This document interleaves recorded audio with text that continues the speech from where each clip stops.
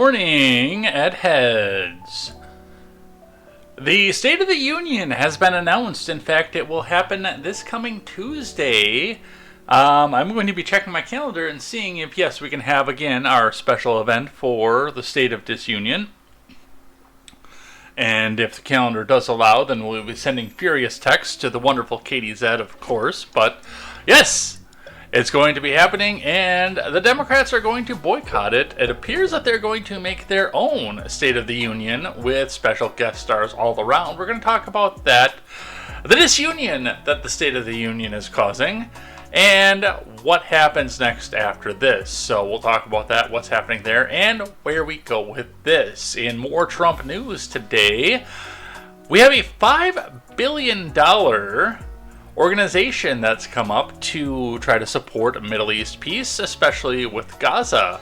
In fact, it looks like, if this all goes through, we will be rebuilding Gaza after the, quote, genocide that's happened there. We'll talk about what is going on with the Project Peace that's happening, and what that means for the greater Middle East region as it goes. A candidate running for office in Texas has an aide who reportedly set herself on fire, allegedly citing an affair that she was having with a candidate. Because apparently our politics, our body politic, has turned into Days of Our Lives. I don't know when that happened, I don't know why that happened, but that's what we've done, and that's the consequences we get to live with. But we'll talk about what happened with that and where that goes. And I guess keeping on the Trump train of news today, EPA Chief Lee Zeldin, along with Donald Trump, have announced that they are going to be putting an end to mandated auto start stop on all vehicles. I can tell you from experience, the feature sucks.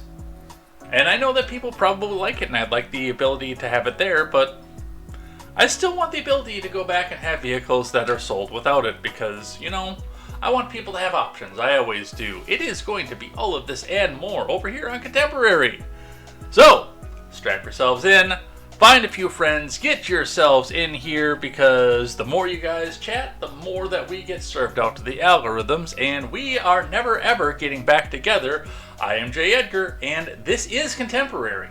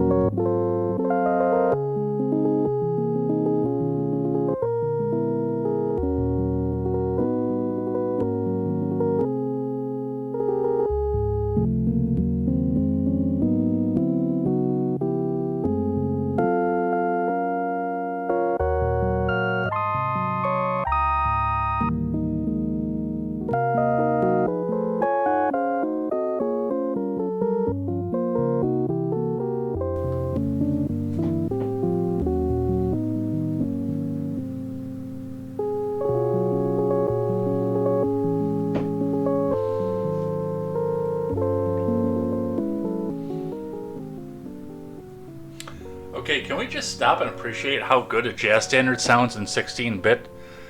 Actually, I'm probably the only person that thinks that, I'm not gonna lie, but I do, and it's not actual 16-bit, but it's the sound font that they used on the old 16-bit machines, and I think it sounds fantastic in some of that. Good morning, hi, my name is Jay Edgar. We've got a bunch of stuff to go over here today, but in the classic contemporary sense, because, the last few episodes have had to be fairly focus-fired on one single topic. We've got the scattershot on the news today. We've got Wisconsin news, We've got a lot of little stories. There's not a real big one, except for the state of disunion, of course. We'll be talking a bit about that, but it's going to be much, much too early to tell until we actually sit down and listen to the speech. So, a lot to go over there. We've got a couple of deaths to talk about because they are big in the news and they're people that other people happen to enjoy. So, lots to go over here today. The Board of Peace. That's the weird one for me because, well, I guess it's not that weird. We watched the first Trump term and a lot of what was going on there with the attempt to get some sort of peace in that region. It didn't work because it never works lasting there. That region has been on fire for 5,000 years, folks. It's nothing new. I hear Ed Jr., by the way, outside of my headphones. Anyway, we got a bunch to go over here today, so let's get down into it. Before we get started, make sure you guys go check out great programming from Crime Land with Katie Zed, as mentioned before, my regular State of the Union partner. Throughout all of this, going back into the Trump years, it wasn't before Elaine, it was after Elaine. I was going to say, I think that one went back before Elaine and I were together, but no, I actually didn't meet Katie Zed online officially until after Elaine kind of disappeared on me. But anyway, let's get into the news and let's get started. Where is my news scene? I gotta actually make a button on that on my Stream Deck.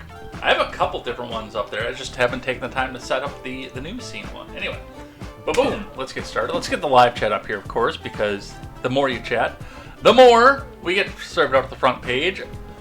Quest Fanning joining us here, we'll be talking about New York stuff today. I've got some Donnie stuff up on the screen. Quest Fanning also, you're typically sharing out the episodes, so bringing us in a bigger audience of people to discuss with. All right, let's start with the Dow today. Let's get the live chat up here. Did you do a State of the Union with me? I don't think you did.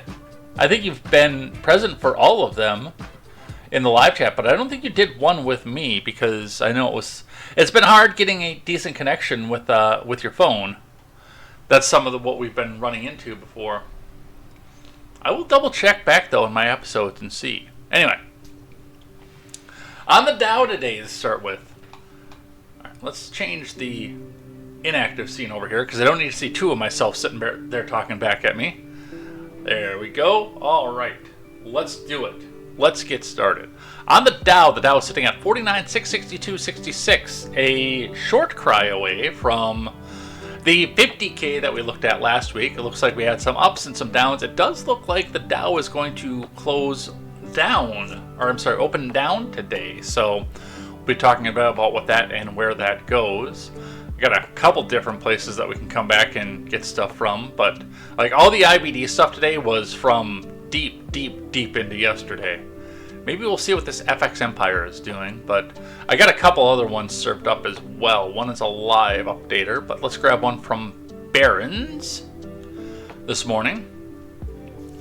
This is a live updater. Dow set to open down, oil in focus amid U.S.-Iran fears, and that is going to be something to sit back and watch because in spite of everything that we're doing over in Venezuela and apparently getting our hands on their oil, our main source on the spigot is still from OPEC, which is affected by the oil fields in Iran. I don't believe Iran is a direct OPEC member, but what they put into the markets and into the global market does affect the prices and what happens with OPEC as well. Let's look at a couple things going on here. That's a pinned post.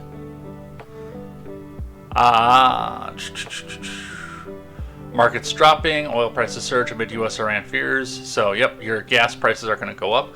U.S. markets were headed for losses in the open Thursday as a boost from technology stocks faded. Eyes are on rising oil prices amid tensions between the U.S. and Iran.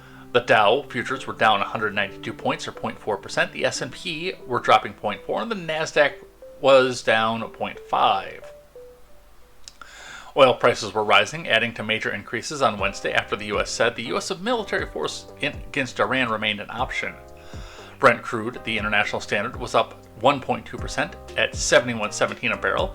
West Texas Intermediate was rising 1.2% to 65.84 a barrel. So, yep, that's going to be one where you can come back and watch your gas prices go up. It's a pity. I was kind of enjoying the ones that were down. Like, a lot. There was one where we were commenting on a live speech, but I don't believe it was State of the Union. I do remember what you're talking about. I think you called in, though. I don't think you did the whole episode. I think you did a fairly large portion of it, though. And then we shuffled you out so I could get more calls in. Because I remember Golden Leaf being on the same one.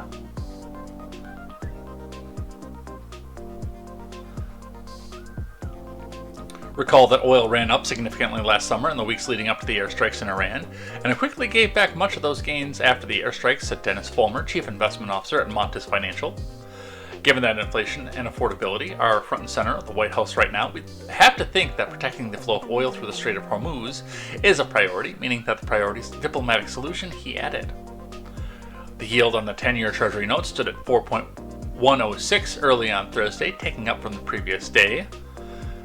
That's a little bit wary to me as well. Investors are digesting minutes from the latest Federal Reserve's monetary policy meeting, in which officials signaled little appetite for reducing interest rates, which probably has to do a little bit with the fact that the 10-year note is at 4.106 right now. Anytime the Treasury note, especially the 10-year, gets over 4%, I start getting nervous because that's typically where the government's starting to beg you to come back in and invest your own money into the government. So, I like to see the Treasury note at 2.3, 2.4, which is what we saw a lot during the first Trump term. Not 4.106, although we do have the production to go with the 4.106 currently. But just kind of looking around on Indeed and seeing that there are a ton of jobs out there, especially trucking jobs. I can't believe the money that truckers are making right now either. Holy crap.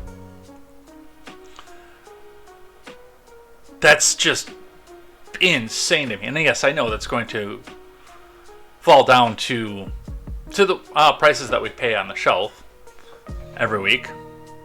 Gotta adjust my pictures over here. I got a picture of Palm and Small Human and the dog sitting up here, and then there's a picture that I got for Palm for Christmas, one of my favorite pictures of us, which I'm not going to show on the screen. That's for her and I only. But they were blocking my clock.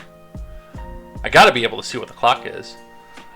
Tricks for Free, who must be European with the name Petrol. Prices of petrol always go up when summer gets closer, changes in fuel blends. The only positive outcome, which would rather not have war, is that domestic drilling will boom. That's what I have my fingers crossed for. I hope that Tricks for Free also gets money for nothing, by the way. Let's see.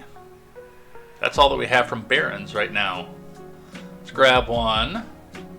If I can find my cursor here. Gotta get the center screen replaced at some point because, yeah, with no backlight on it, it is hard to see my cursor. It's still easy to read. Local from Raleigh, just talking a bit about the markets as well. U.S. futures retreat after Nvidia-led rally. Oil prices rise on reports of potential U.S.-Iran conflict. Markets on Wall Street were poised to get back a slice of the gains made a day earlier on the shoulders of computer chip giant Nvidia. Futures for the S&P were down 0.2 before the opening bell, while futures for the Dow fell 0.2. The Nasdaq futures were off close to 0.3. That's all she wrote.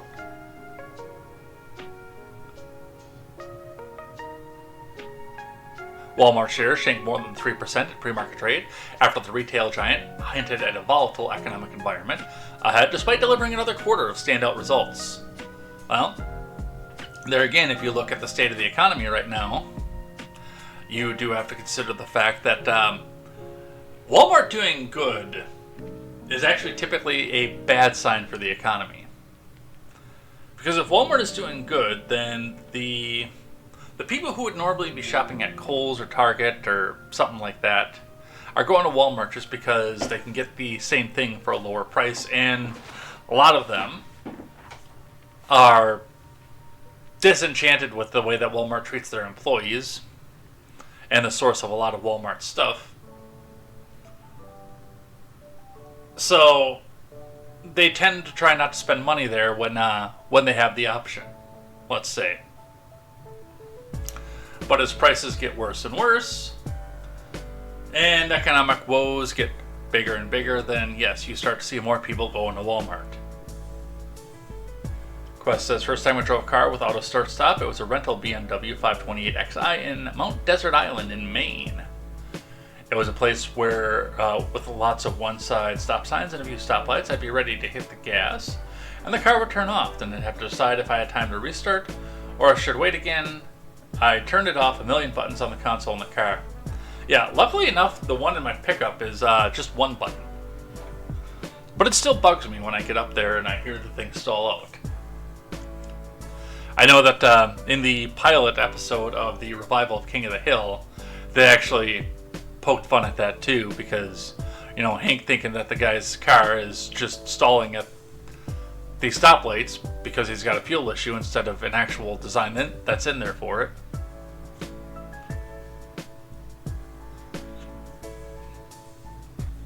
Alright, another one. eBay shares jumped nearly 8% overnight after the online auction site breezed past sales and profit targets and announced it was paying Etsy $1.2 billion to acquire the secondhand fashion marketplace Depop in a bid to capture a bigger share of the Gen Z market. But there again, you have to consider the fact that a lot of the stuff that you can find on eBay is used. So when you open up that market, you come back out and you look at the fact that, hey, people are still trying to save a buck when they can. So that's what we have for that. Let's grab one more off of finance, and then we will move on to the start of the news of the day. From FX Empire, NASDAQ, S&P, and the Dow. Yeah, look, there's that Junior. She looks confused. Now she looks happy. The NASDAQ Index, S&P 500, and Dow Jones forecast U.S. indices pull back a bit early. From Christopher Lewis. The NASDAQ rallied a little bit during the early part of the trading session here on Thursday, but it does look like the 25,000 is going to continue to be a bit of a headache. If we can break above there, then it opens up the possibility of reaching towards a 50-day EMA. Anything above there opens up the possibility of a return to recent highs. As of late, there have been a lot of concerns about the artificial intelligence bubble and everything involving that, and it's been causing some problems. The Dow pulled back slightly during the early part of trading session on Thursday as we continue to grind back and forth, but quite frankly, this is a market that I think continues to see the 49,000 level as support right along with the 50-day EMA in the uptrend line. And on the S&P looks like it's going to be a bit soft as well, but again, this is a market that's been consolidating for some time in a 200-point range. In fact, you can make an argument that this started somewhere right around the middle of December. And if we rally towards the 7,000 level, you hope to see some type of breakout there, which could really send this market much higher. The base pattern that we have formed recently does measure a move to the 7,200 level on a breakout. And I do think that we get there eventually, but we just need some type of catalyst to get that going. And the S&P 500, that could be anything from a trucking and manufacturing boom to some new big technology that everybody has to have. So, a couple things to keep in mind with that as we go. So that's what we have going on in our markets today. Let's talk celebrity deaths. We're going to start with that, because we had a couple again today. Robert Duvall, Oscar-winning actor known for The Godfather and the Apocalypse Now roles, dies at 95. I guess I didn't realize he was that old. It's going to come as no surprise to anybody who's watched the show more than 4 episodes. I don't know a lot about Robert Duvall because he was primarily a movie actor. Guess what I haven't seen a lot of? Known for The Godfather and Apocalypse Now. I have not seen either one of those movies. I started watching The Godfather, realized it was like a 4-hour movie, and then got distracted and never finished it. I've heard it's good, and I heard it's worth it, but I've not seen it myself.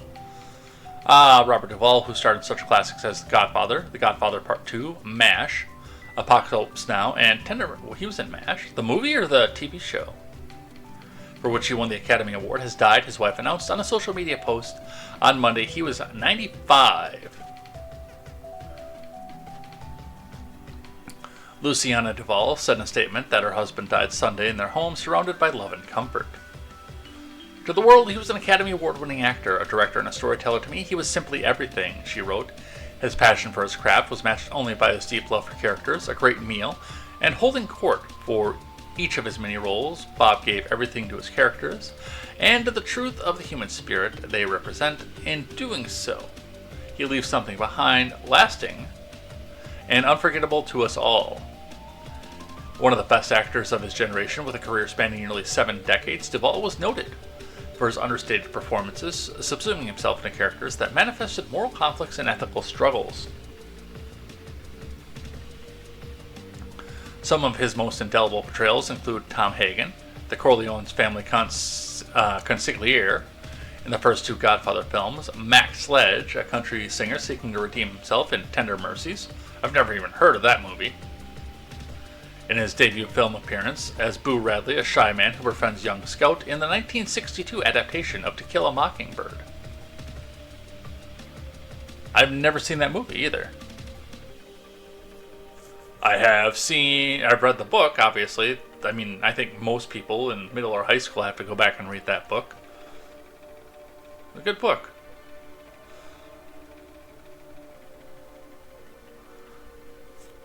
But Duvall could also go large, as shown by his full-throttle performances as Lieutenant Colonel Kilgore in Apocalypse Now, who leads a helicopter attack on a Vietnamese village in order to secure a safe zone for surfing, Bull Meacham, the overbearing Marine pilot and father in The Great Santini, and Frank Hackett, a corporate TV executive who runs roughshod over the news division in Network.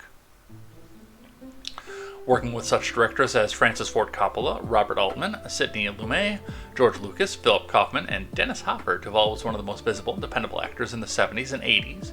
He brought gravitas and a touch of subversion to such films as True Confessions, The Stone Boy, Rambling Rose, The Natural Colors, The Handmaid's Tale, and A Civil Action. I thought The Handmaid's Tale was a show, not a movie. Could be wrong. As he aged into mentor roles as race car driver Tom Cruise, pit crew chief in Days of Thunder. I have seen that one, by the way. All over the track like a monkey fucking a football. One of my favorite lines in film. Hostage negotiator opposite Denzel Washington and John Q. Michael Keaton's editor-in-chief in The Paper, an astronaut leading his crew to save the planet in Deep Impact. Duvall brought a commitment to anchoring a story in reality. In all, he earns 7 Oscar nominations. By the way, that was Duvall using that quote too.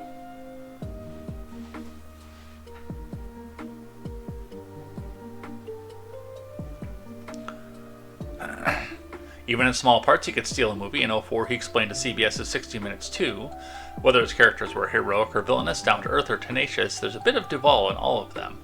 Has yet to be, it's underneath, he said. You interrupt somebody, you try to let it come from yourself.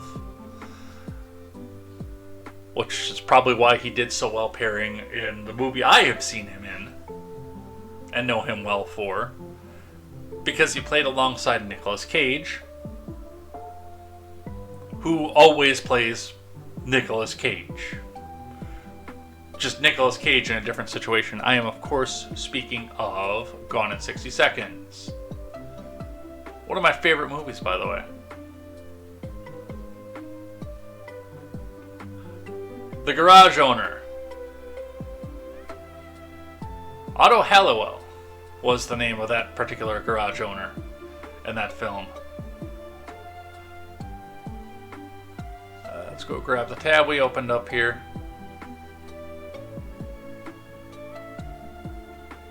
So, yes. And that was what I know him for. I guess I forgot that that was him in Days of Thunder as well.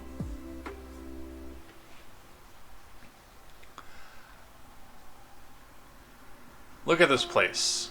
These days, I'm all about second chances. So, Robert Duvall. Now we shift off of remembering a legend to going into politics. Because of course we do. Why is this over here? This is supposed to be here. Let's move this article to where it's supposed to be.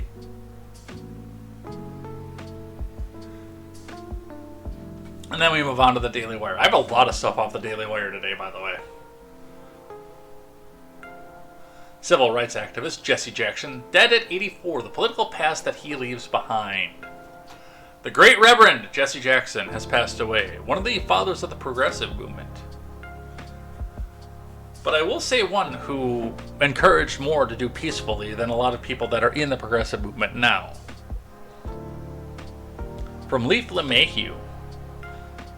Also, for all of his faults, and there were many, Jackson was more concerned with equality, and not the equity that they talk about now, where you try to kneecap other people to make everything equal instead of lifting up people. Civil rights activist and two-time Democratic presidential candidate Jesse Jackson died Tuesday. He was 84 years old.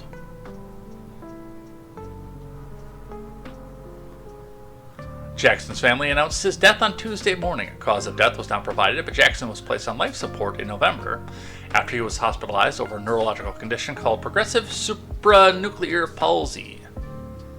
In 2017, Jackson announced that he had Parkinson's.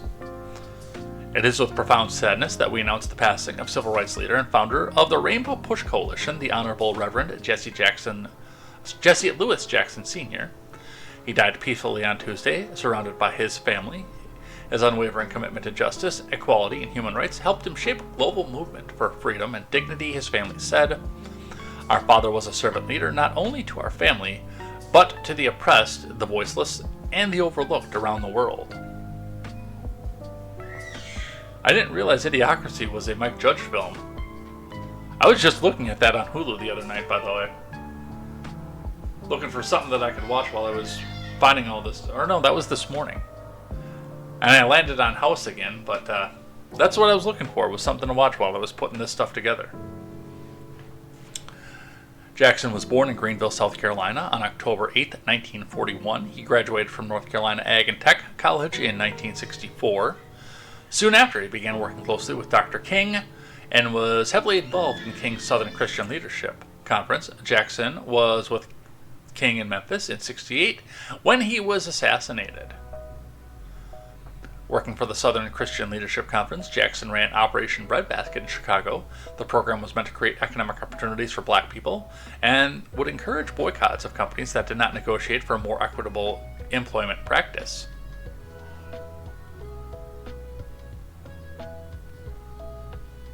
He left the Southern Christian Leadership Conference in '71 after he was suspended for administrative improprieties and repeated acts of violation of organizational policy.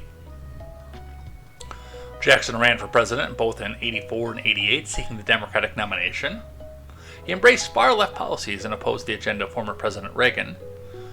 He won about 18% of the vote in '84 and won 11 states 4 years later.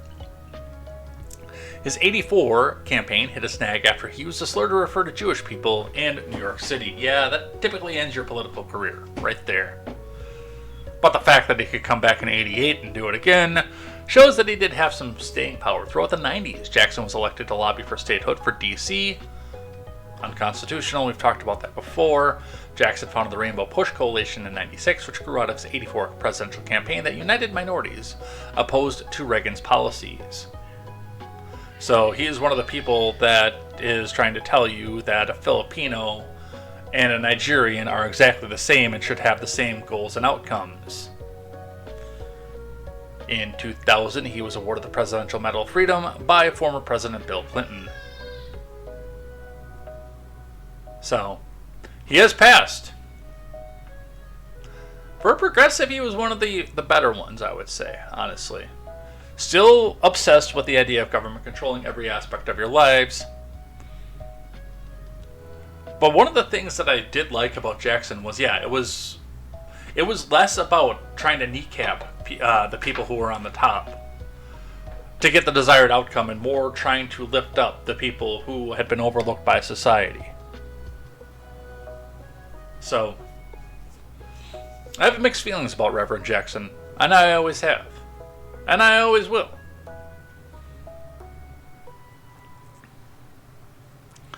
CNN, remembering Jackson, tributes pour in for the late civil rights leader. Live updater. Obama pays tribute to Jesse Jackson.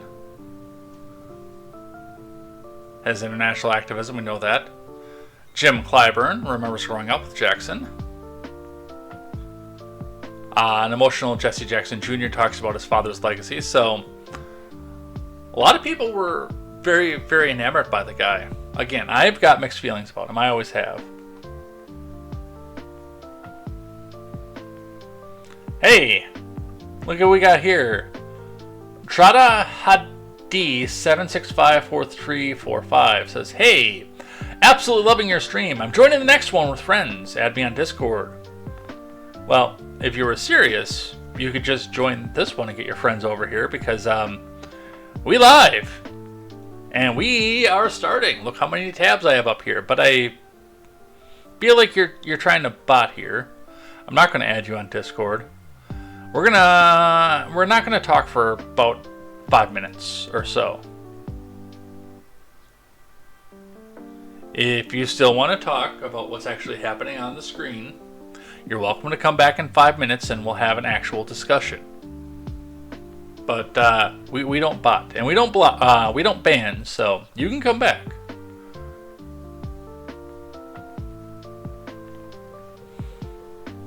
Bill and Hillary say Jackson championed human dignity.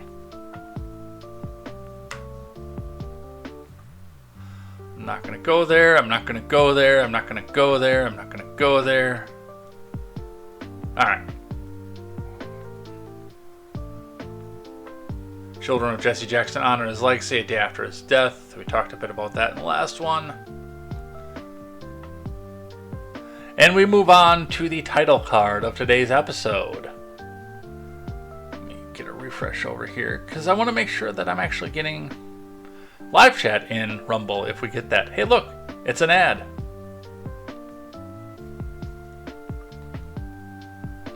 I get paid for that, even though it's from me. All right. To start with, how to watch Trump's 2026 State of the Union address to Congress live. Again, we'll be checking the calendar. If everything works out well, you can watch the State of the Union right here with me talking about how stupid everything is that goes on with it. The commentary, the dumb things that Trump says, the dumb things that people say to Trump, the dumb things the newscasters say about Trump, and the commentary, and the protests. There's going to be a lot of dumb. I can promise you this. Those of you who are new here, I am not a MAGA person. 100% not. What the hell was that for? What did you put on X that one time? What's that? About the, you owe me $1 if... Oh, that's still my pinned X. If you think something, and we can find that. That's still my pinned one. Was it $2 for liberal? If you read anything I posted on X and thought I was a left-winger, you owe me $8. If you thought I was MAGA, you owe me 10. I accept PayPal. Ah, the dragon. I got a little dragon for Valentine's Day. I got a spoon too, and it's got a funny message. I don't know how I'm going to display it on screen. I'm thinking maybe like if I put a cup over here, you guys be able to see it, because you can see this in the frame. But it says, "I like to stir the pot." I do. I very much do. You have an emoji for it. I do. In the Discord. I have a wooden spoon emote in the Discord because I like to stir the pot. It's not sitting up right. Oh, we'll figure that out later. Alright. How to watch President Trump's 2026 State of Disunion address to Congress live. Did I say disunion out loud? I meant of the union. Of course. Of course that's what I meant, because we're all united now.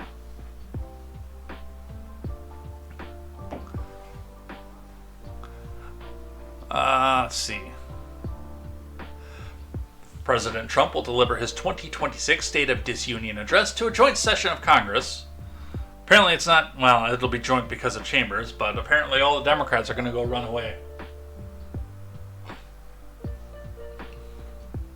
We'll be talking about that. Beginning Tuesday, February 24th at 9 p.m. Eastern Time, 8 Central. Viewers hoping to watch the speech live will have no shortage of options. All major news networks, including Fox, will feature coverage of Trump's address. Fox News is slated to begin shortly before Trump's remarks begin, around 8:50 p.m., and will end shortly at the conclusion of the annual address at 11 p.m. Most networks, including Fox, have links to the live stream of the State of the Union, and the event will be streamed live at the White House's website and YouTube page as well, that's probably what we're going to use as the White House's own. Now, we want to use commentary ones. I hope that someone like CNN does live fact-checking on her so we can live fact-check the fact-checkers.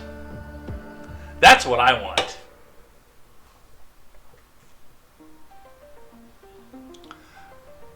And yeah, Fox News is going to make a whole day of this thing. Well, something's got to get people to watch them.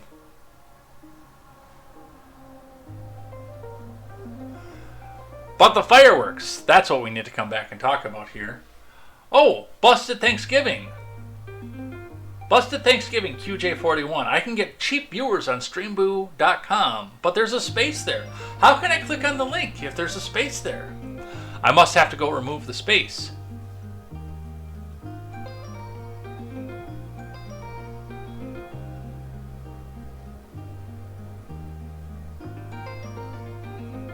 Let's give you 10 minutes. 10 minutes is default on Twitch though too, so. Alright, Busted Thanksgiving. If you can talk about something that's actually real, then you can turn around and come back in 10 minutes. If you just want to come back and bot, then you can stay muted. You can stay quiet. At least 12 Democratic lawmakers plan to boycott Trump's State of Disunion address. The members of Congress plan to attend a rally organized by progressive advocacy groups on the National Mall instead. It's actually going to be a hard choice what I want to watch. Again, we'll have to come back out and talk to... Oh, Luna C too followed. Did Luna C get her account banned? I see over on the Twitch side that Luna C followed 3 days ago. Vong has come in on Kick. Welcome in. Honestly, though, it's going to be a hard choice whether to watch the State of the Union or watch the antics in the speech on the National Mall, because let's be completely frank about this. It's going to be a shit show out there. Complete disorganization, people chanting about genocide to Democratic lawmakers. That is going to be a shit show and a half, what's going on out there. That's probably going to be more entertaining than the Trump speech. And let's be completely frank about it. Out of all the bad policy, out of all the overspending, and out of all the social missteps, the best part of the Trump presidency has always been the speeches. It's like listening to your old grandfather give a speech with the winks and everything that go along with it.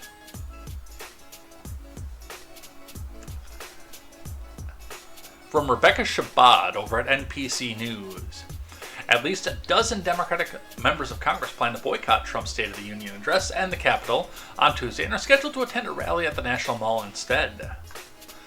The progressive groups Move On and Midas Touch announced Wednesday they're hosting People's State of the Union at 8:30 p.m. Eastern Time near the Capitol. The event is billed as counter-programming to President Trump's night full of lies and misplaced priorities for the American people by spreading a bunch of lies and misplaced priorities to the American people.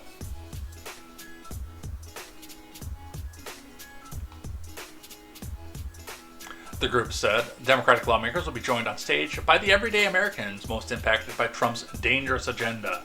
So, numerous Hollywood celebrities are going to be up on the stage. Everyday Americans. Lawmakers planning to skip the speech and attend the rally, according to organizers, are Senators Ed Markey of Massachusetts, Jeff Merkley of Oregon, Chris Murphy of Connecticut, Tina Smith of Minnesota, and Chris Van Hollen of Maryland, as well as Reps Yasamin Ansari of Arizona, Becca Balint of Vermont, Greg Casar of Texas, Veronica Escobar of Texas, Pramila Jayapal of Washington, Delia Ramirez of Illinois, and Bonnie Watson Coleman of New Jersey. Honestly, only 3 of the names on there are ones that I'm not surprised about, and I'm surprised there are not more.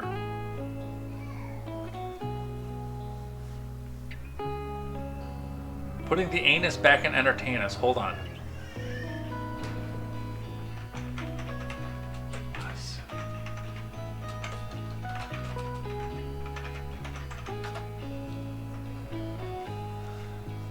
Hold on. We've got a clip for this.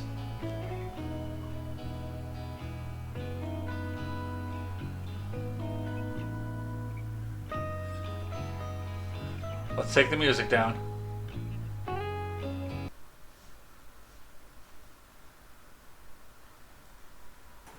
Hey, excuse me, boys. What's going on here?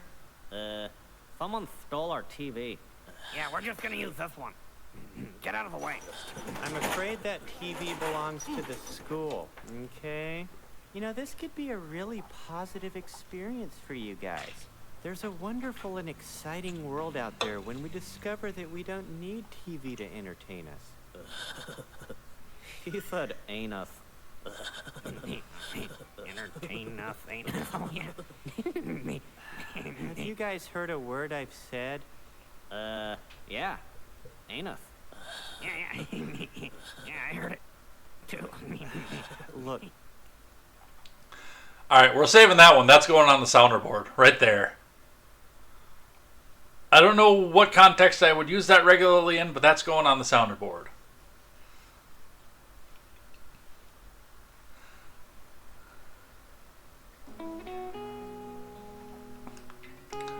Let's see. Next week, Trump will deliver the State of Disunion address. I won't be there, Van Hollen wrote on Wednesday on X. And nobody cared. Trump is marching America towards fascism. I don't believe you know what that word means, and I refuse to normalize this shredding of our Constitution and democracy, and instead we're going to go back and shred the Constitution and democracy. Hey, boo-boo. That's Ed Jr., she's smiling. And Palm.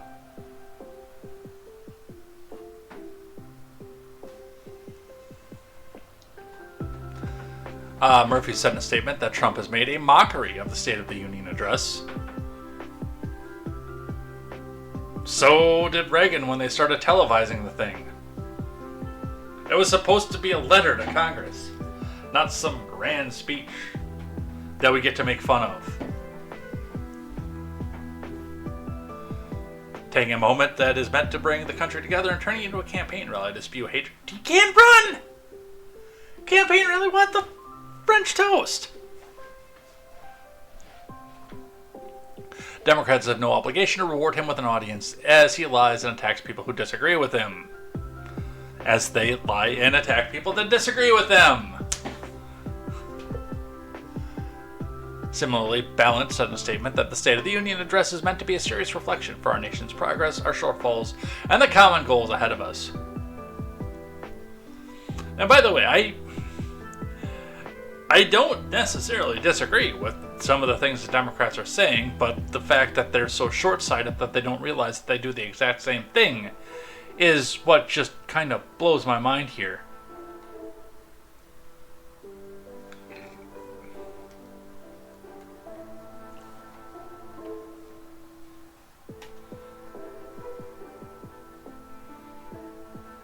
Quest Fanning says fascism is private ownership, but complete government control and regulation. Exactly what the Democrats want. True that.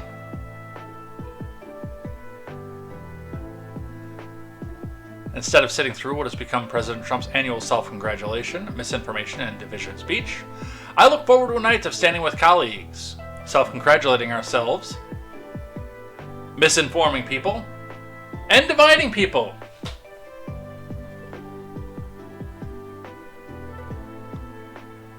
And every day, Americans are committed to doing the real and honest work of protecting our rights, strengthening our communities, and holding those in power accountable, unless they happen to have a D after their name.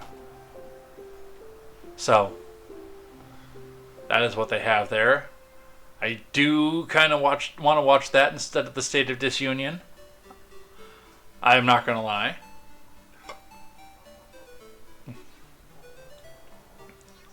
A couple more points off of this one from The Hill. House Democrats are planning a range of moves to broadcast their defiance of Trump during a State of Disunion. Trump's speech marks a significant flashpoint amid a Department of Homeland Security shutdown. We'll be talking about that a little bit later, with the White House and Democrats locked in an impasse over reforms to immigration and customs enforcement, and border protection after immigration agents fatally shot 2 U.S. citizens in Minnesota. While some Democrats are making a quieter stand by skipping the high-profile event, others are prepared to walk out mid-speech and bring guests to underscore their arguments about the real-world impact of Trump's policies.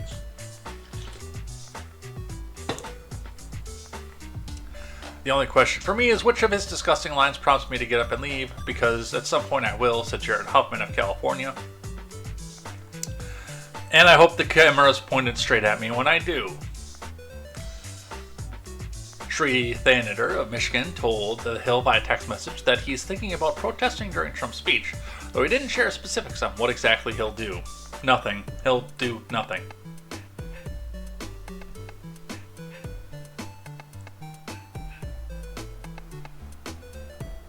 One of my people, Gwen Moore, said in an emailed statement she'll be bringing one of her constituents, who is a small business owner of a nonprofit daycare and advocate of the Affordable Care Act, as her guest.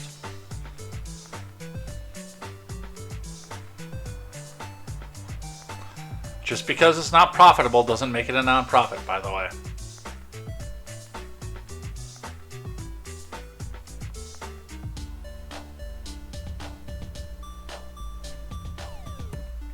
Remember the tumult when a Republican lawmaker yelled, "You lie," at one point during an Obama State of the Union?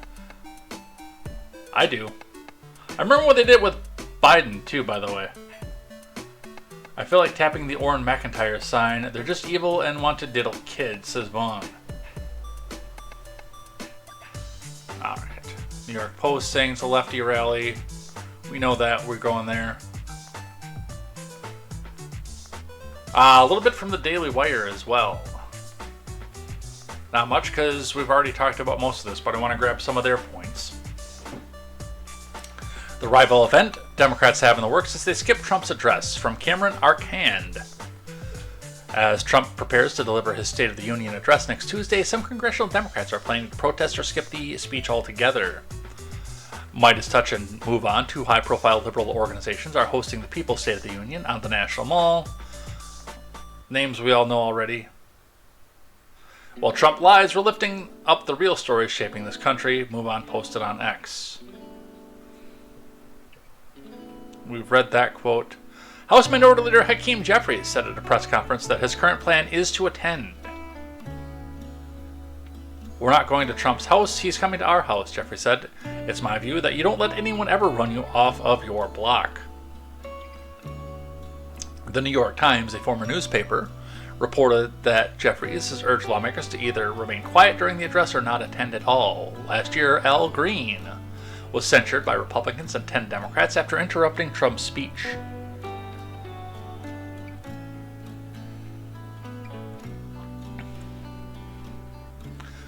You have no mandate to cut Medicaid, Green shouted before being escorted from the chamber at House Speaker Mike Johnson's request.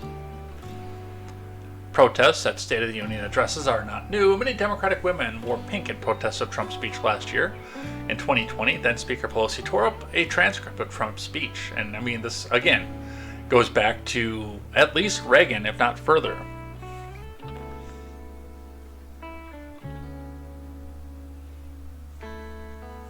Another liberal activist group, Amplify Pledge, is urging lawmakers to skip the address as part of its Young People Address the Nation campaign, the Daily Signal reported on Tuesday.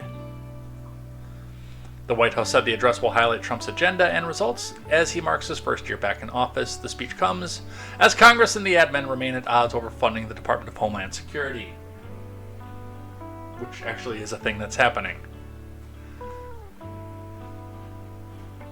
So there you go. I don't know what I want to watch at this point. Alright, some updates on Nancy Guthrie. Sad as that story is. From Yahoo News, Nancy Guthrie updates. No DNA match from gloves found near scene. Family cleared as suspects. From Kate Murphy, Dylan Stableford, Mike Bernays, Nea Baleo, Andrew Romano. The desperate search for Nancy Guthrie is now in its third week, with investigators hoping for a break in a baffling case that they appear no closer to solving. The Pima County Sheriff's Department said Tuesday that DNA recovered from gloves found about 2 miles from the 84-year-old's home in the Catalina foothills north of Tucson turned up no matches in the FBI's national database. The gloves appear to match those worn by a person seen in the video taken from Guthrie's doorbell camera on the morning she was reported missing. According to police, Pima County Sheriff Chris Nanos told NPC News that investigators are now pursuing genealogical leads based on partial DNA found at Guthrie's home.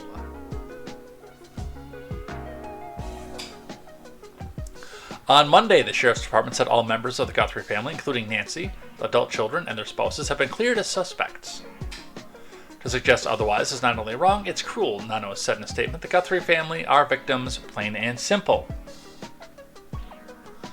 Nancy Guthrie, the mother of Today Show co-host Savannah Guthrie, was last seen at around 9:45 p.m. on January 31st when she was dropped off at her home by family members following a dinner. Police said she was reported missing around noon the next day after she did not show up at a friend's house to watch an online church service. Officials have said they received tens of thousands of tips since the investigation into her disappearance began.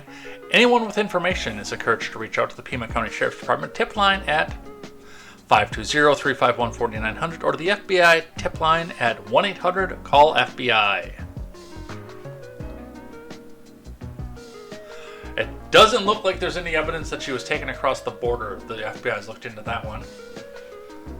But with Tucson being as close as it is to the border, it is probably something that they should be looking into. Second $100,000 reward offered by anonymous donor.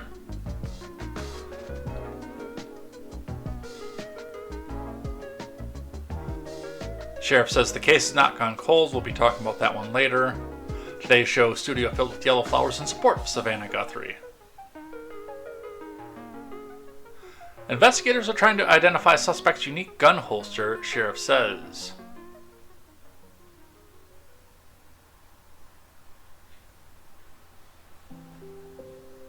In a new interview with NPC News, Pima County Sheriff Chris Nano said investigators are canvassing gun shops in an effort to identify the person seen in the video taken from Nancy Guthrie's doorbell camera.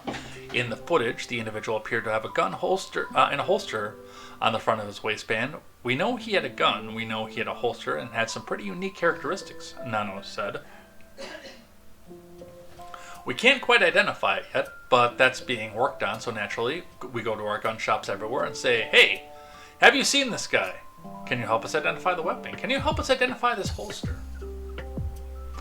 Authorities are also working with Walmart management to identify and isolate an individual who purchased the backpack seen in surveillance footage. The Sheriff's Department said the FBI identified the backpack as a black 25-liter Ozark Trail hiker pack, which is sold exclusively by the retailer.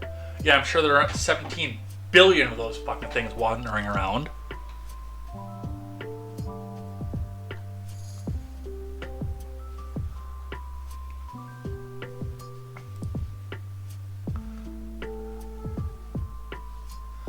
Alright, what else do we have?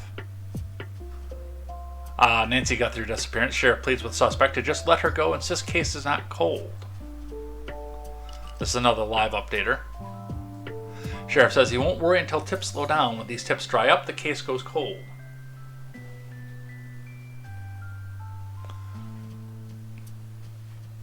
The sheriff says, because let's face it, you've been around enough to know when these tips dry up, the case goes cold. We believe someone out there knows who did this. Sure, the person who did it knows who did it. Pretty sure Nancy Guthrie knows who did it, but no, I know. I'm a little bit tongue-in-cheek on that one.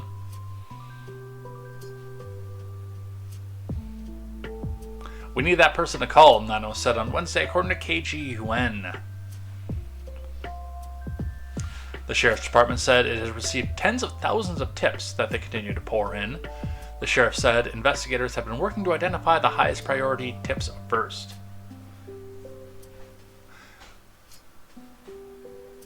Rep. Adelita Grijalva blasts internet sleuths acting as if they are investigators.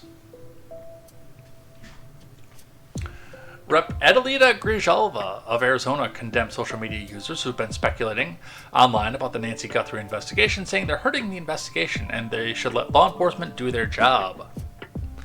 Speaking to reporters in Arizona on Wednesday, the Congresswoman said she wished we stopped having these people that have fallen in social media platforms acting as if they are investigators, according to NPC News.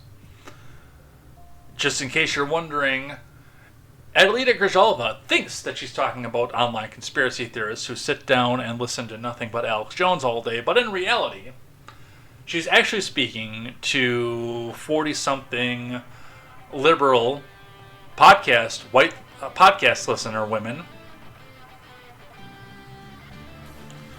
who spend the day working their work-from-home job while listening to true crime podcasts. And I say this being friends with somebody who runs a true crime podcast.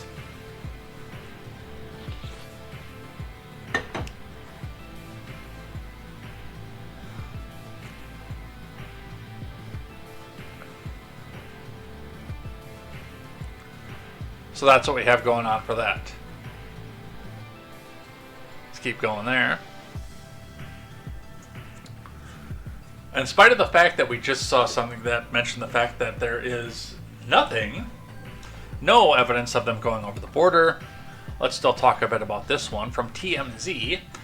FBI contacts Mexican law enforcement. TMZ receives new ransom demand. Briefly from this one because it's tabloid crap, but I still wanted to touch on it. The FBI has reached out to authorities in Mexico in the hunt for Nancy Guthrie and her kidnapper. TMZ has learned, and TMZ received a new ransom note. Law enforcement sources involved in the investigation tell us the FBI has contacted Mexican federal law enforcement to spread the word. The various police agencies were told so far that they have had no solid leads.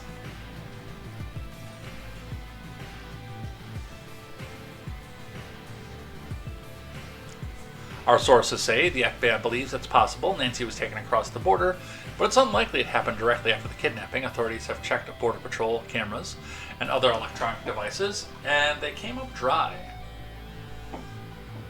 Aren't there places by Tucson that are just wide open border, though?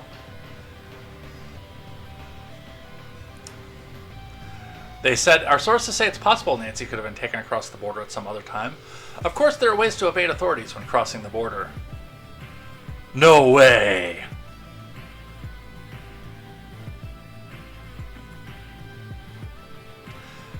TMZ has obtained another ransom note, this one a highly sophisticated demand involving crypto. Other than Bitcoin, the email demands a dollar amount similar to the $6 million ransom demand. In the previous email we received days after the kidnapping, this email graphically describes the consequences if the ransom isn't paid. The new ransom demand email includes a crypto account number different from the original. We have forwarded the email to the FBI and will not be more specific. That is partially because you guys have nothing, and you know it.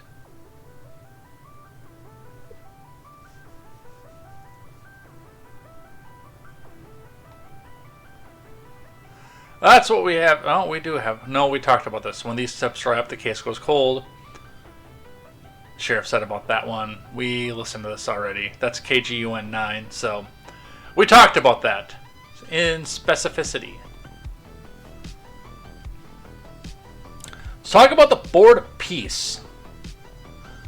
From CNN Politics, Trump launches his Board of Peace with billions pledged for Gaza, but many allies are wary. From Jennifer Hansler and Kylie Atwood.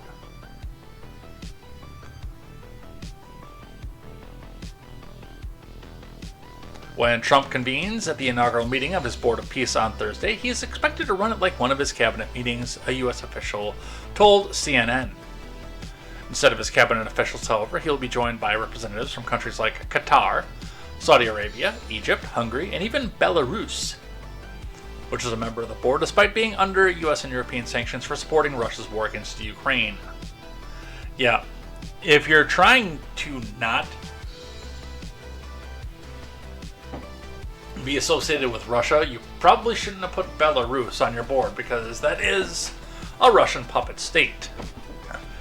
That's like one step from being a part of the Soviet Union again. You dolt.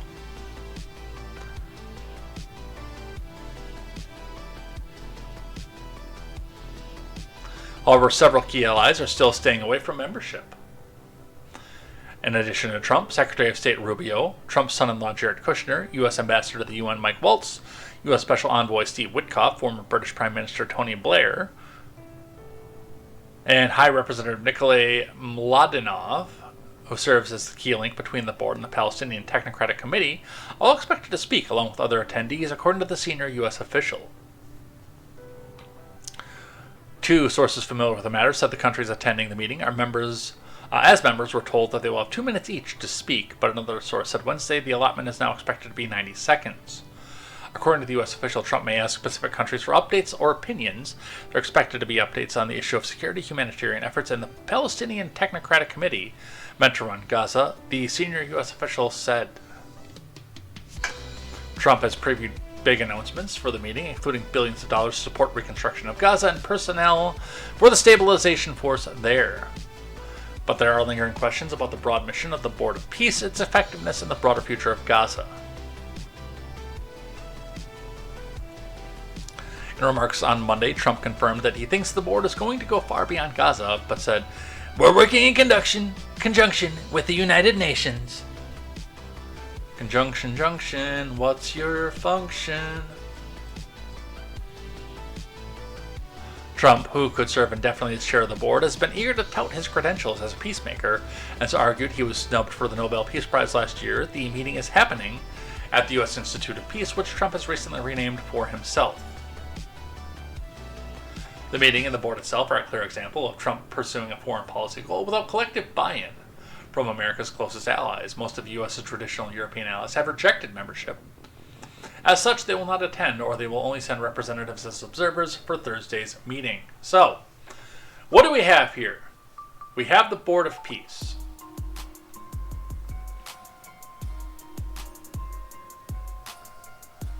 CNN doesn't really go into talking a bit about what's going on with that, but luckily enough, we have the Daily Wire to kind of guide us a little bit over this. I know CNN just wants to say, Trump pet project, Trump this, Trump that. It's evil that he's doing this, everything. So let's go with the Wire. Quest says, I won a $25 gift card by winning the Are You Smarter Than a Fifth Grader game in Austin show. Woohoo!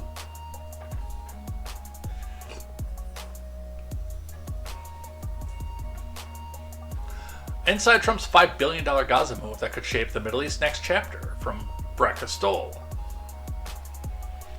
Trump announced Sunday that member states of his newly formed Board of Peace have pledged more than $5 billion towards humanitarian and reconstruction efforts in Gaza. So now we're going to start hearing how Gaza is evil, by the way. Just so you know. How they're Russian pawns. How they're Trump pawns. How they interfered with the election to get somebody that Trump likes elected. Trump said the commitment will be formally unveiled on Thursday, February 19th, at the Donald J. Trump Institute of Peace in D.C. In addition to financial pledges, Trump said participating nations have committed thousands of personnel to both an international stabilization force and to local police units to maintain the security and peace for Gazans. February 19th, 2026, I will again be joined by Board of Peace members at the Donald J. Trump Institute of Peace in Washington, D.C., where we will announce that member states have pledged more than $5 billion towards the Gaza humanitarian and reconstruction efforts, said Trump. Trump outlined what he described as the board's early achievements. The Board of Peace has unlimited potential. Last October, I released a plan for the permanent end of the conflict in Gaza, and our vision was unanimously adopted by the UN Security Council. Shortly thereafter, we have facilitated humanitarian aid at a record speed. Record, I'm telling you people. It's a record. And secured the release of every living and deceased hostage. Just last month, 24 distinguished founding members joined me in Davos to celebrate its official formation and present a bold vision for the civilians in Gaza, and then ultimately far beyond Gaza. World peace. Trump ratified the board's charter during a ceremony at the World Economic Forum in Davos. The organization, he says, is designed to bring a long-term peace and economic prosperity to Gaza, which has an economy largely supported by aid. 85% of the GDP of Gaza has been aid for a long time, said senior board official and Trump's son-in-law Jared Kushner. That's not sustainable. It doesn't give the people the dignity. It doesn't give them hope.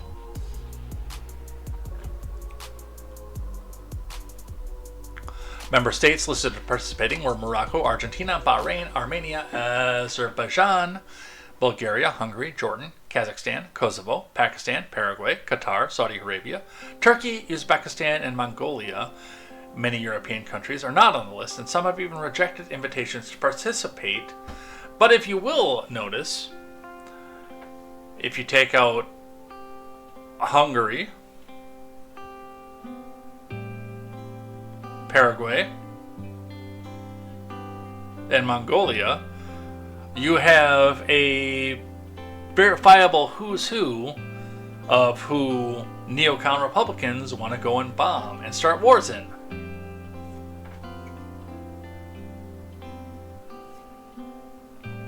The BBC reports countries cited Russian President Vladimir Putin's invitation as a reason for hesitating to join the board. France claimed the decision was that the board would undermine the UN's framework shortly after Trump made a comment that he would put a 200% tariff on his wines and champagnes, and then French President Emmanuel Macron would join. We have taken note of Trump's statements on wines and champagnes, responded the French official. As we have always emphasized, tariff threats to influence our foreign policy are unacceptable and ineffective. Well, until you want to go and sell champagne to people who are not rich in this country. So the Board of Peace.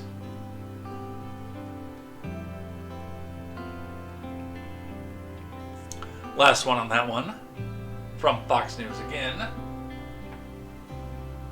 Trump convenes first Board of Peace meeting as Gaza rebuild hinges on Hamas disarmament. From Efrat Lakhter. The problem with that is you go ahead and disarm Hamas, and you should, because they suck. But somebody else is going to come back and rise up in their place and try to fill the void that Hamas has left so that they can benefit financially on keeping that region fighting with itself until the end of time.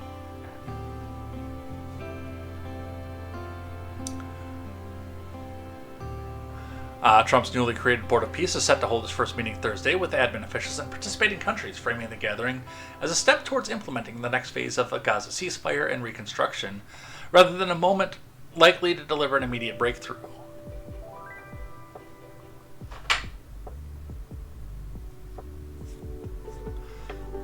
Let's see, they're not talking much about this. The United Arab Emirates, a founding participant in the initiative, said it plans to continue its humanitarian engagement in Gaza. The UAE remains committed to scaling up its humanitarian efforts to support Palestinians in Gaza and to advancing a durable peace between Israelis and Palestinians. The UAE Ministry of Foreign Affairs said in a statement, noting its role as a founding member of the Board of Peace and part of the Gaza Executive Board.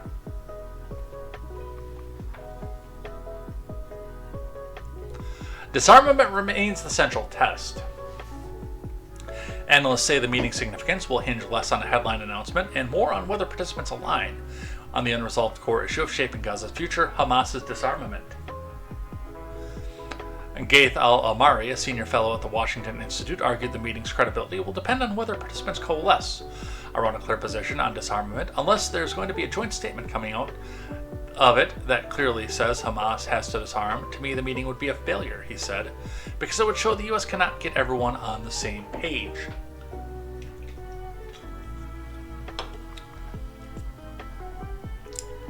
Funding is also expected to dominate discussions, though diplomats and analysts caution that pledges may not translate quickly into large-scale reconstruction.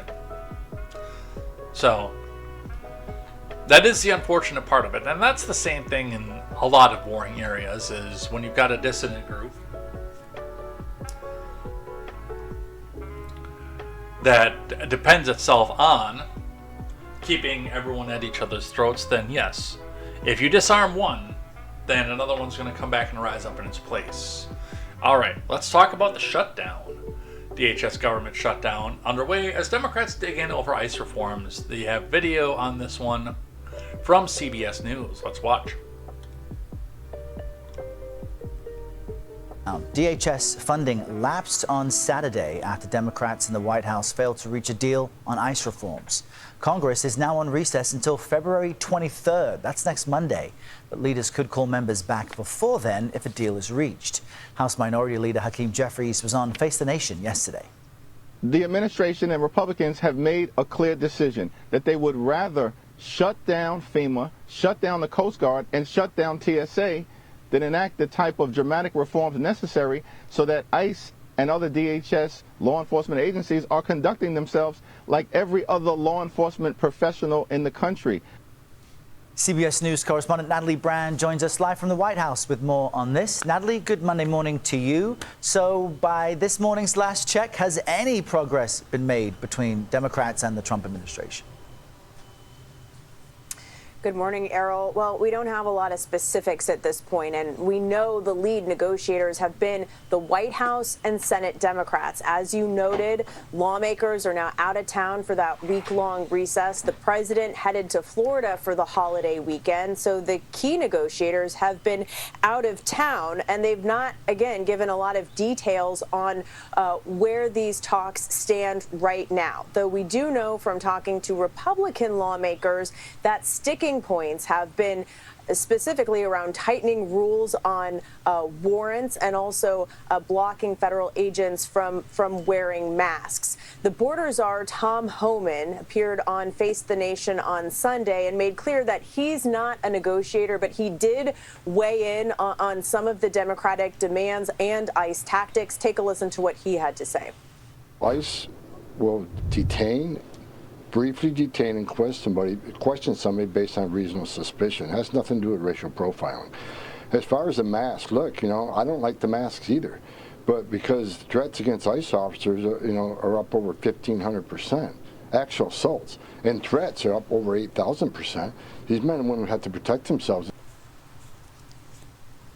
Now, the president, when asked about these negotiations before leaving for Florida on Friday, said that, quote, "I know what they want," referring to Senate Democrats. "I know what they can live with," without elaborating on where there could be some give and take. And we know the House Minority Leader, Hakeem Jeffries, speaking to CBS Face the Nation this Sunday, said that he wants really bold transformational change. So hard to see how these two sides come together quickly, with many agencies under DHS, such as TSA, Coast Guard, FEMA, CISA, dealing with cybersecurity, now working without a paycheck when it comes to those essential workers, and really wondering if they could miss a paycheck come March if this is not resolved by then, Errol. Yeah.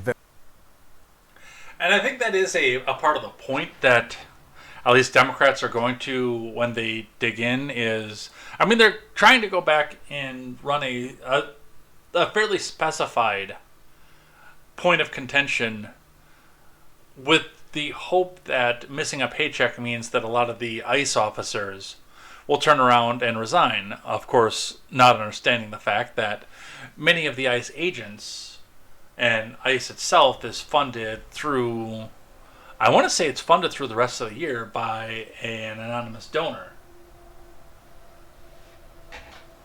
So its coffers are done, but also coming back out and trying to get people in the DOJ, otherwise the TSA, Department of Homeland Security to resign based on the fact that they are missing a paycheck.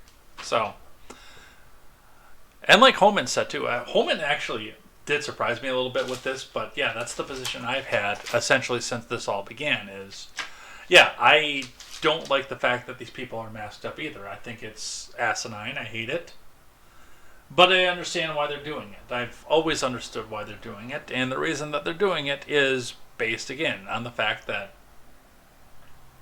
if their faces show up, they do the facial recognition thing, they run the faces through the AI, and then the people who are against ICE and deportations, when it's somebody that they don't like is doing it anyway, are going to come back, use that data, and protest, target, and possibly even put the families of the officers in danger. And I don't like the fact that we've come to this point, that has to be a thing. Trump admin restricts new FEMA disaster deployment during DHS shutdown. This ain't it, dude. There are ways to go back and try to get your way off of it. This ain't it.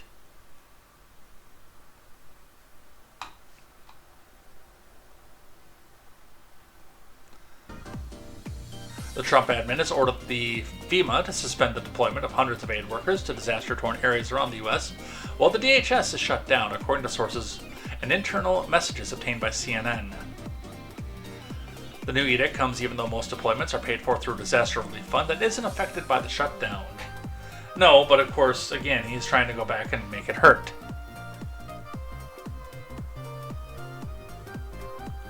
One internal message to FEMA leaders on Tuesday said DHS, which oversees the agency, has directed FEMA to stop all travel. The order took effect on Wednesday. Any traveled areas still recovering from severe storms now require sign-offs from leaders at DHS, which oversees FEMA. More than 300 FEMA disaster responders were preparing for upcoming assignments, but were told to stand down, including some who are currently at a training facility, according to the agency messages. I'm telling you, this one's going to backfire.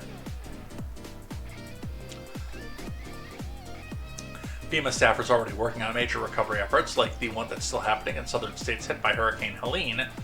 Under the Biden admin, will stay in the field and can't return home unless their assignment is ending. According to the message, for now, no new personnel can join or relieve them without explicit approval from DHS.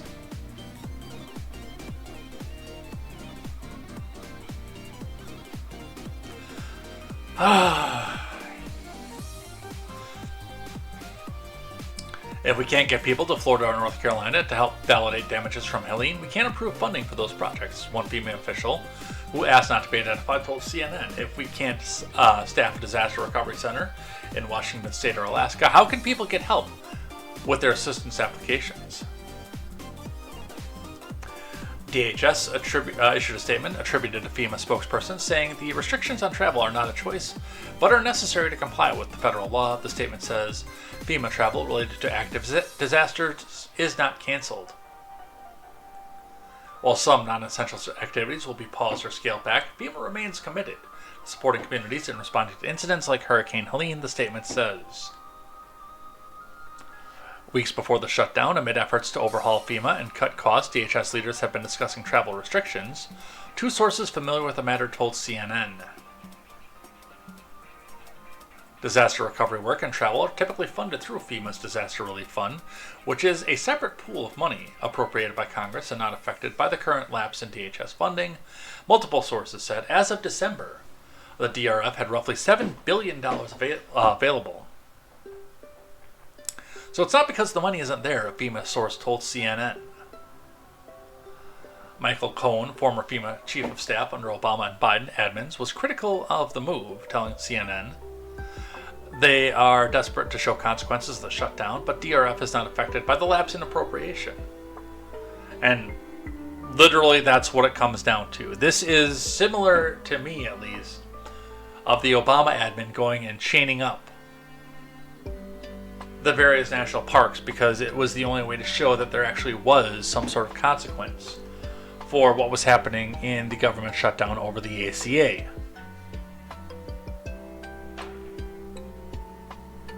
Palm and Ed Jr. are eating delicious waffles. Okay, Ed Jr. might be throwing them on the ground.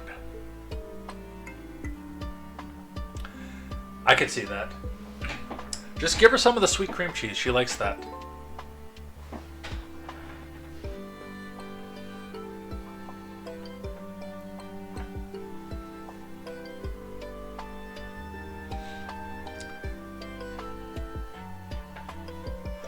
But yeah, this is exactly what they're describing. Going back to the FEMA thing. It's trying to make a real world consequence for something that otherwise just does not affect the average person. If we weren't talking about it on the news, let me be frank about it, would you even know the fact that the DHS is shut down right now? Do you ever have a contact with the DHS? It's one of the things, and it's one of the things that I hate about these shutdowns, even though, I mean, shutting down the government makes J. Edgar a happy guy. Always does. But one of the things I really, really, really hate about these shutdowns is the fact that lawmakers, presidents, etc. have to go out of their way to make this consequential to the American people. Otherwise, yeah, you wouldn't notice, and it wouldn't be the disaster that they keep trying to tell us that it is. And now you're messing with people whom I would rather see private charity handle. Honestly, I hate the fact the government has to be involved in the fact of this.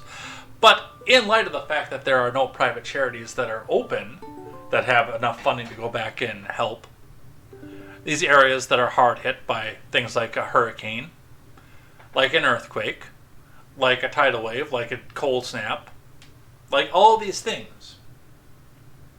There is not a fund that can come back and effectively help these people as of right now until we come back and change something.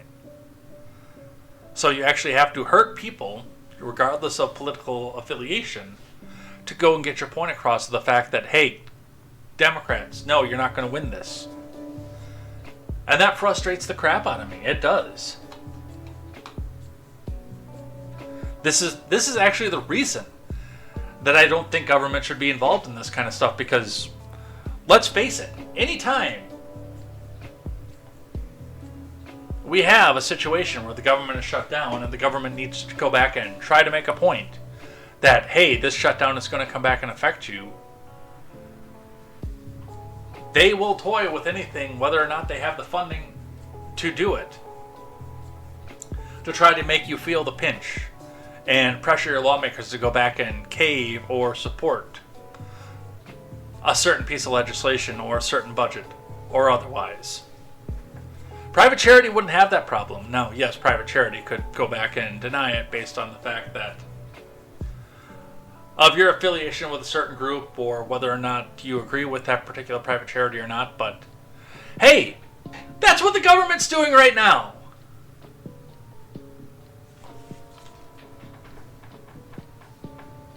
And the government is supposed to be equal protection under the law. At this point, I think private charity would handle this better.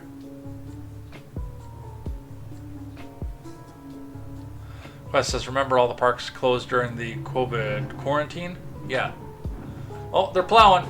I hear them, they're plowing. Actually, I kind of wonder how long this latest snowfall is going to last, because it was like 50 degrees. Wow, I kind of want to get up and see what's going on. Oh, they're scraping the edges of the road, that's why. They got a great big grader and they're just scraping the edges of the road. That's why it's so goddamn noisy. Well, we're trying to broadcast here.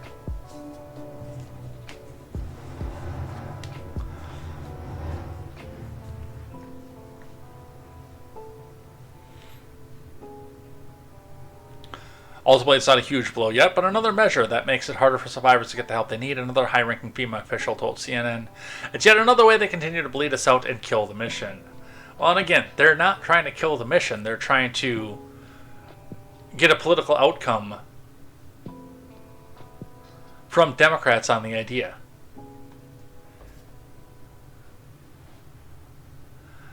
When will the partial government shutdown start impacting TSA and air travel?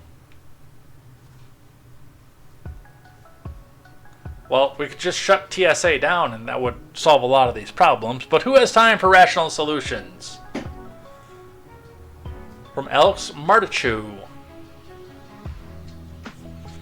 The U.S. is 5 days into a partial government shutdown, but you may not have even noticed.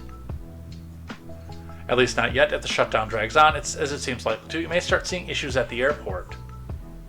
I mean, you're already seeing issues at the airport, so how would you know any difference? I did yell at a TSA agent at Midway in Chicago once. It's a TSA screening, not a date, Jerry. Get your hands off me.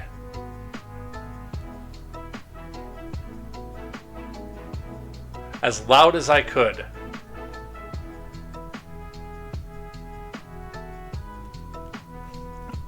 The partial shutdown, which began early Saturday, only impacts the Department of Homeland Security. That means air traffic controllers who are employed by the Federal Aviation Admin are still getting paid. Employees of the TSA, on the other hand, are largely expected to keep working without pay. During past shutdowns, disruptions to air travel tended to build over time, not overnight, about a month into last year's record-breaking shutdown. For example, TSA temporarily closed 2 checkpoints at Philadelphia. At the same day, government took the extraordinary step of ordering all commercial airlines to reduce their domestic flight schedules.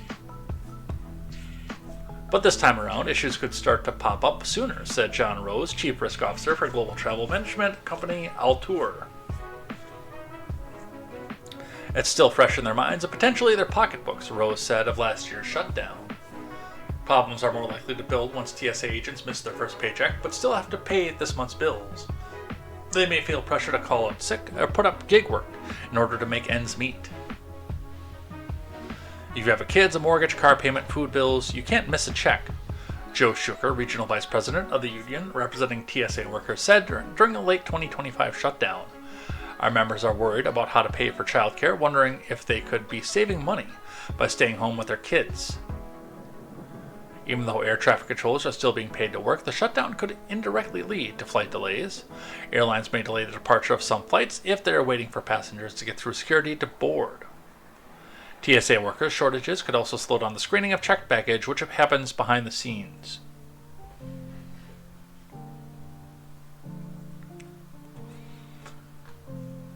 So there might be less people to fill you up at the airport, is the long story short on that. What else do we have?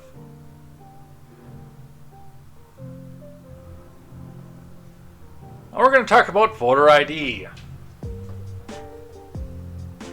Trump fans flames of election access as Republican support grows for national voter ID mandate, which is, I remind you, unconstitutional. It is something I support, but knowing full well that it can never pass because it is unconstitutional. From Justin Papp. President Trump is escalating his crusade for voter ID requirements after last week's promise of an executive order to implement such a mandate before November's midterm elections. White House Press Secretary Bubbleheaded Bleach Blonde, in a briefing Wednesday, said Trump is discussing and exploring legal options for potential executive orders with respect to voter ID. You can't do that.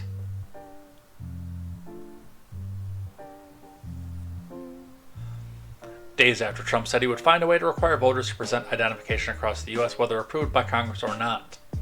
It's not about Congress, it's about the Supreme Court. This is against Article 2 of the Constitution, and you know that.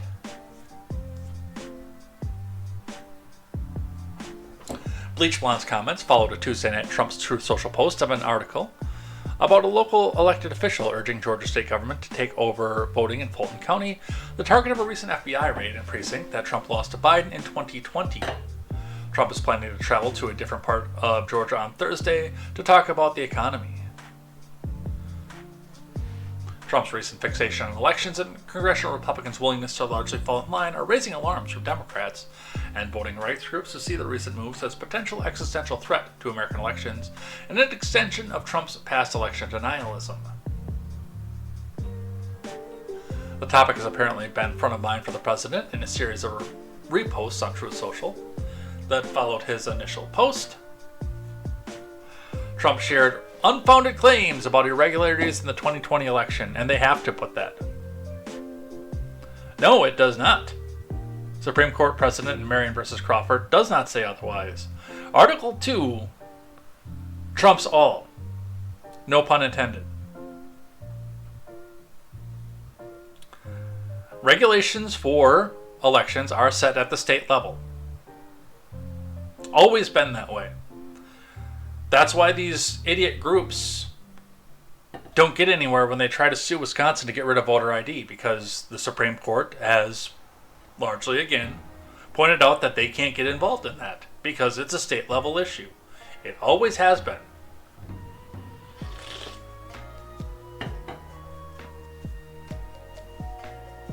If you want voter ID, urge your state house. We already have it here.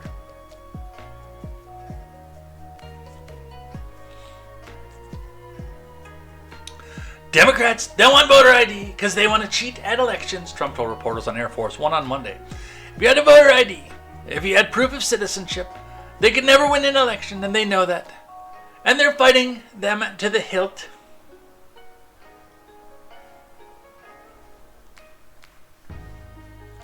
That's the same reason the COVID voting got so messed up, again, is because different states have different regulations for vote by mail, otherwise known as absentee voting,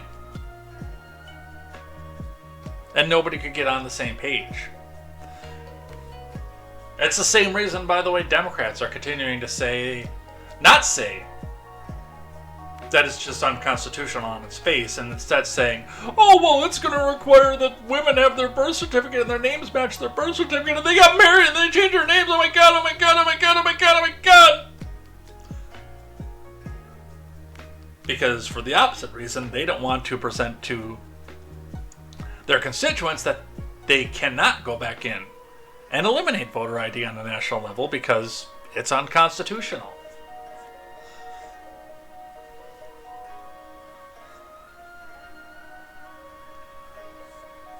When Republicans win an election, they say win fair and square, said Greg Stanton of Arizona in an interview this week. But when they lose elections, Trump likes to say it was based on fraud. It's fraud.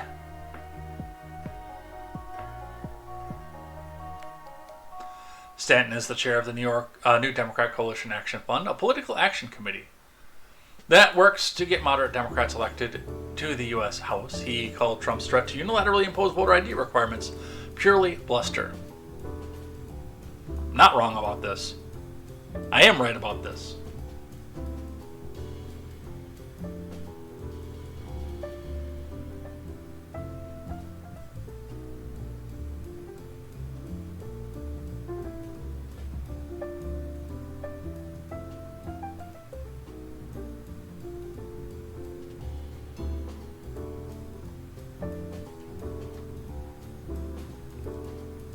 And by the way, the Supreme Court has not always been right either.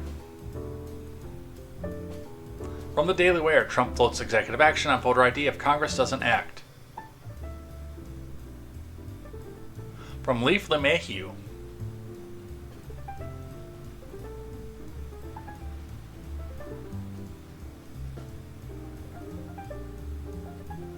if the Supreme Court was always right, Roe versus Wade would still be the ultimate law of the land.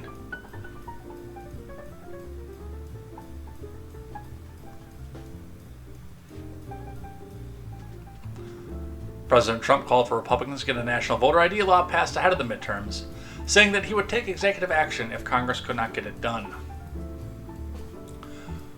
Trump's call comes after the Save America Act, requiring photo ID and proof of citizenship to vote in elections, passed the House on Wednesday and headed to the Senate.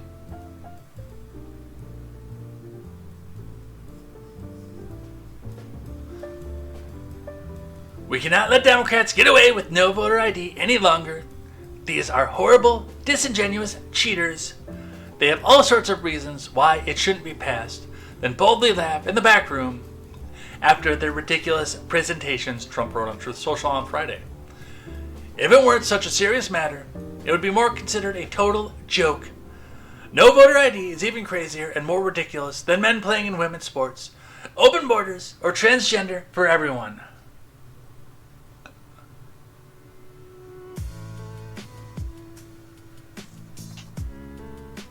Trump said Republicans should be talking about the issue in every speech, pointing to the polling that most Americans support voter ID laws. And again, If most Americans do that, then they should be pressing their state houses to do so. I am not opposed to this idea. I just want it done the right way so it doesn't come around and get flipped when the makeup of the Supreme Court changes. Which is the reason it's written into Article 2 the way that it is.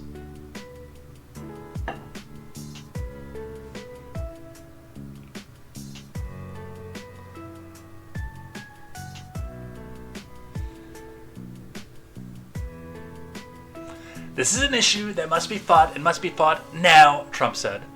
If we can't get it through Congress, there are legal reasons why this scam is not permitted, and I'll be presenting them shortly in the form of an executive order. Trump said that if Democrats took back power, they would move to make D.C. and Puerto Rico states, pack the court, and remove the filibuster in the Senate. I don't know if they've got the balls to pack the court, by the way. And I actually don't know if they've got the balls to do this filibuster after they've used it so regularly this time through. I know that they'll come back and threaten it and promise their constituents that they'll do it to ramp their agenda through, but I don't actually know if they have the political cojones to go back and actually do it. DC would be fought, DC statehood rather, would be fought in the Supreme Court and lost, because that is also explicit in the Constitution. They can't do that. They would have to cede the land back to Maryland and only have DC be the federal buildings, which would actually also violate parts of the Constitution, given the fact that DC has to be a self-sustaining city and not beholden to either Maryland or Virginia. The DC statehood is one of the more complicated things that's going to be out there, and honestly, I don't even know that the cessation of the portion of Virginia back to Virginia is 100% constitutional at this point, given the fact that I believe Virginia services still do support parts of DC. Puerto Rico, you still have to have the will in Puerto Rico to be a state, and it doesn't appear that there is. Virgin Islands, I think, are the same issue.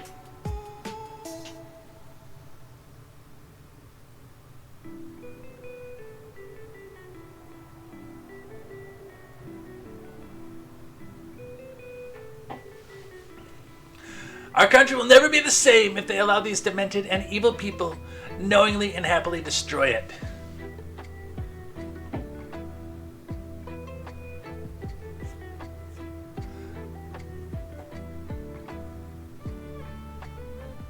No, honestly, I mean, it's the tinfoil part of my head that looks at what happened as far as the filibuster goes and things. Were Manchin and Sinema actually paid by the DNC to oppose this so they could get it blocked? Have somebody to blame, but still say their constituents, "Oh, I'm sorry, we tried, but oh no, it's not. We just couldn't do it. These people, these evil Republicans that ran as Democrats are now independents. Oh my God, we couldn't do it." Especially with Sinema being one of the more progressive people in the country.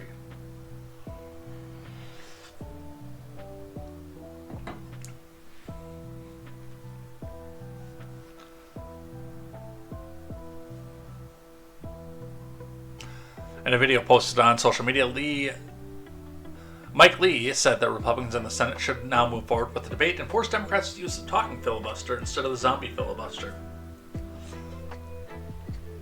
Well, then you need to get people in your coalition to change the rules. And by the way, that has bitten Democrats in the ass before, so I wouldn't be as hasty to do that either.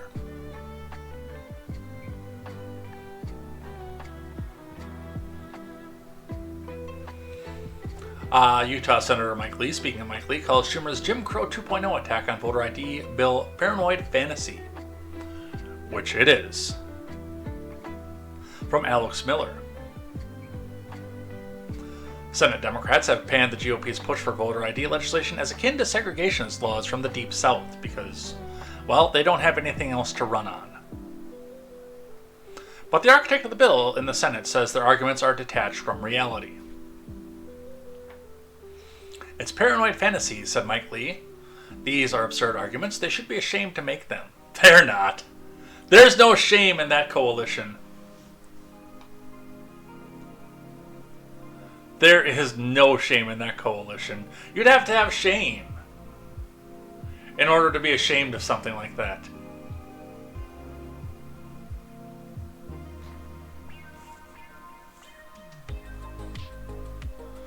Lee was responding to comments from Senate Minority Leader Chuck Schumer, who has doubled down on his claim that the Safeguarding American Voter Eligibility, or the SAVE America Act, is Jim Crow 2.0.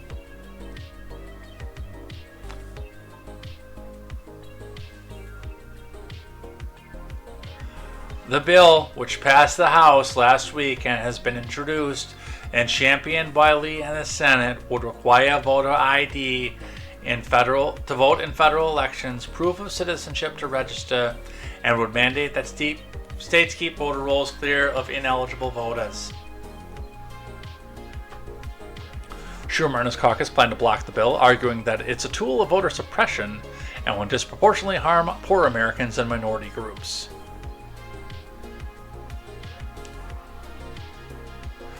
Goats and Scarves says, filibuster.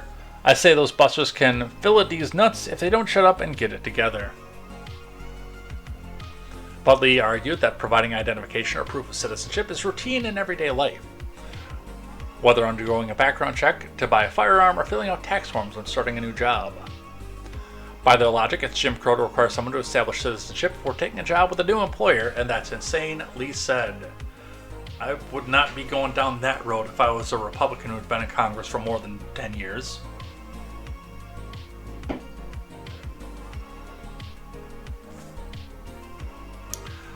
And so they argue here, well, voting is fundamental, so we have constitutional protections protecting our right to vote, he continued. Well, we've got constitutional protections protecting our right to bear arms, and yet that doesn't cause us to dispense with proving who you are and your eligibility to buy a gun. This has just been insane. It is, and it's a distraction. It is.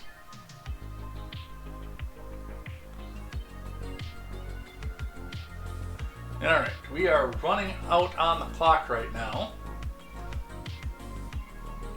So we are going to head out of here fairly shortly. I'm going to talk just a bit about this, though.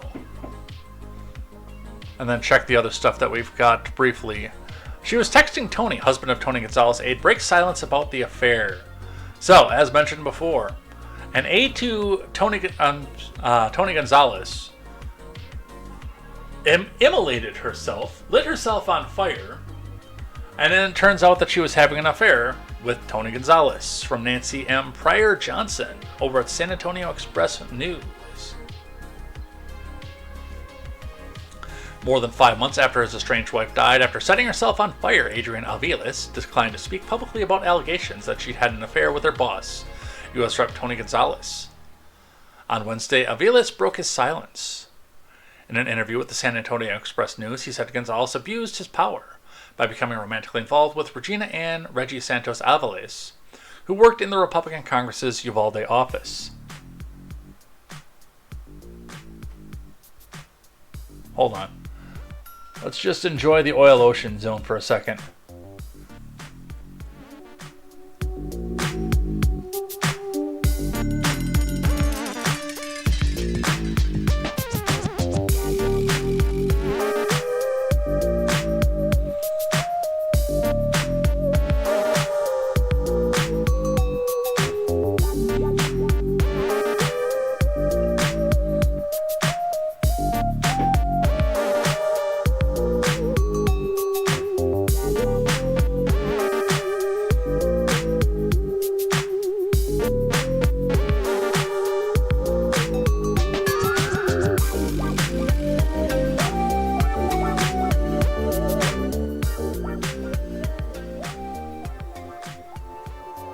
Just makes you want to play Sonic the Hedgehog, doesn't it?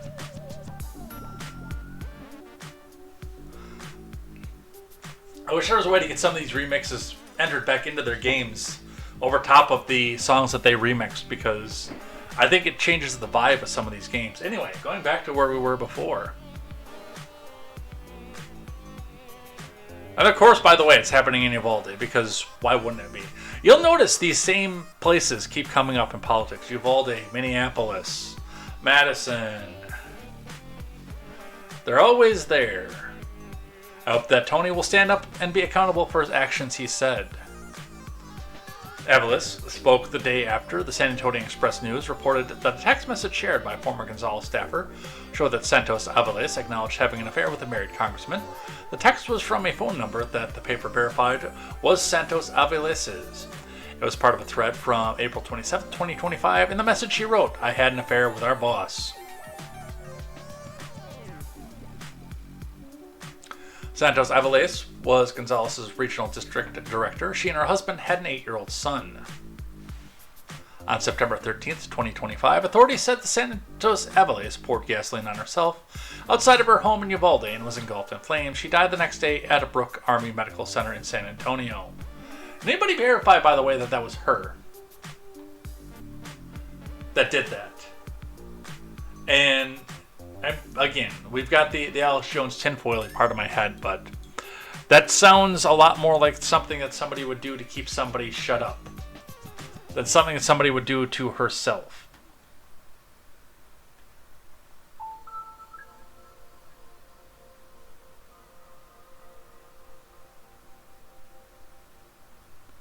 Is the Dow back up to 50K? It was down to 49 and some change earlier.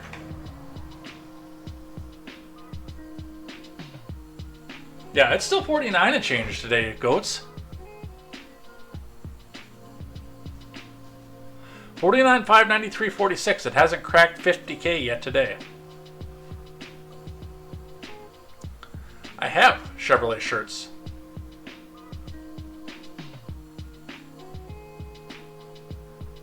If anyone said, I would argue that states are required in the Constitution to have a republic as their form of government, and if they don't ensure valid elections, there must be recourse.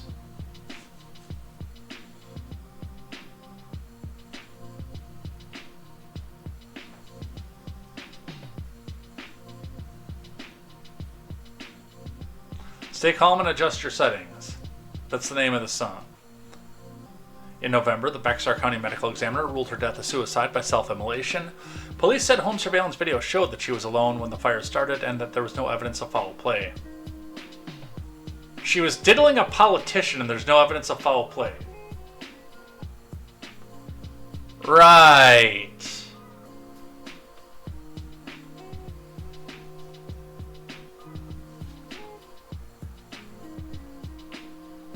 And Epstein was just an innocent babysitter.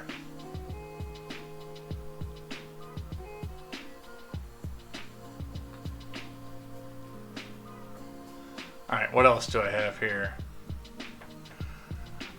Tony Gonzales' response to accusations of the affair with the aide. So we've actually got video of this one. Let's have a listen. Texas Congressman Tony Gonzales is hitting back, responding to a new report of an alleged affair with a staffer who died in September after setting herself on fire. That staffer, Regina Santos Aviles, worked for Gonzales for close to 4 years before her death. And now the San Antonio Express-News reporting on allegations she was having an affair with the congressman. In November, Gonzales denied the two had an inappropriate relationship. But the rumors are completely untruthful. I don't know exactly what happened. No one's contacted me. I haven't contacted anyone. But in a new statement to NBC News, Congressman Gonzales does not address the accusations of an affair. Instead saying, I am not going to engage in these personal smears, and instead will remain focused on helping President Trump secure the border and improve the lives of all Texans. According to attorney Bobby Barrera, who represents Santos Aviles' husband, his client believes Santos Aviles was having an affair, which is why they were estranged, and the couple was living apart at the time of her suicide. Barrera did not say what his client's beliefs of an affair were based on. Gonzales is facing a major political fight this fall. He's locked in a very tight Republican primary. And with or without these allegations, Democrats plan to mount a vigorous general election campaign against him as well. The House Ethics Committee has not said if it's opened an investigation into Gonzales. House rules prohibit members of Congress from having romantic relationships with their staff. Tom? Across Oklahoma's panhandle, an urgent rush to escape the flames. So that is that. My thing on this one would be, I would almost say it's time for dude to drop out of this race. It is. There are a bunch of other candidates. I think that they would be better served going with a different option than this one that is steeped in something fishy. And you can still actually shape the direction of the Republican Party without directly being the candidate either. CBS also confirming months before death by suicide, a texted colleague she had an affair with her boss. From Finn Daniel Gomez, Aaron Navarro, and Carolyn Linton. Regina Santos Avalos, an aide to Rep. Tony Gonzalez, wrote a text message to a colleague she had an affair with a Republican congressman. Months later, Santos Avalos died after allegedly setting herself on fire. I had an affair with our boss and I'm fine, Santos Avalos said in the text exchange, which was viewed by CBS News. Santos Avalos died on September 14th, 2025, after she was found critically burned the night before near her home in Uvalde. According to the Uvalde Police Department, the Bexar County Medical Examiner ruled her death a suicide in November, according to CBS San Antonio's affiliate KENS. In a statement on Wednesday, Gonzalez would not comment on the allegations, saying he would not engage in these personal smears, and instead remain focused on helping Trump secure the border and improve the lives of all Texans. Like I said, I would not stay in the race at this point if it was me.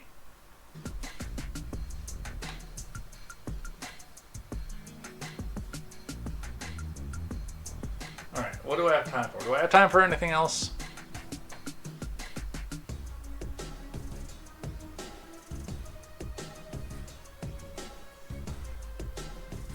We got to do this one because I promised Quest Fanning I would do this. We do have Mamdani news. Now, I've tried to stay out of this based on the fact that Mamdani is the mayor of New York and I am not a New York citizen, nor would I ever be welcome in New York. If I ever got close, they would catch me at the Holland Tunnel and tell me, hey, get out of here, kid. Your politics don't align with us.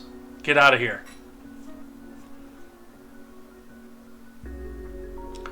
But I can't help but get into this because this does affect the country, and especially my position has always been, let these little socialists come back out and try their little experiments where they live and show us how it's done. That's always been my position. Hey, you think you've got it figured out so well, just show us how it's done. Well, this is how they're going to do it.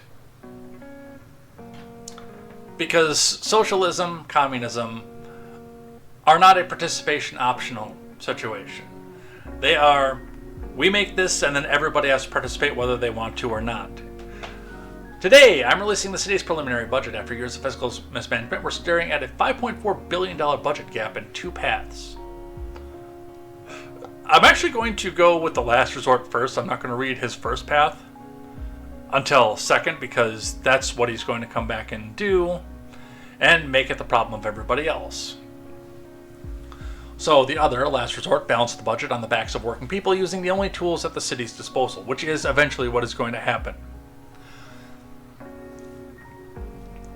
New Yorkers voted for bold change and competent leadership. We will deliver both, and we look forward to partnering with Albany to protect working New Yorkers. And then he says that last part because his first suggestion is, one, Albany can raise taxes on the ultra-wealthy in places that are not New York City to try to subsidize New York City and address the fiscal imbalance between our city and our state. So there it is. They can't make it work based on the people inside of their little experiment, so they're going to go demand the money from outside of their little experiment.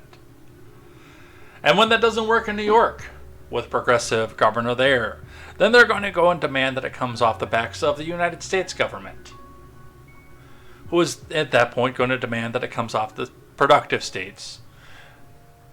I love how these people come back out and say, well, you know, California has a bigger economy than all the other red states combined. Yeah, but they're still going to come back and try to get money back out of these people because apparently they're not generating enough of it themselves.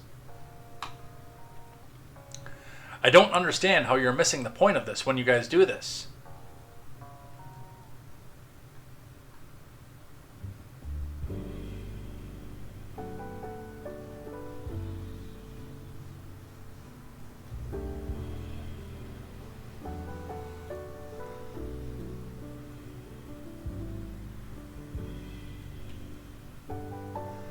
Alright, a couple other things before we get to things I like, things I hate.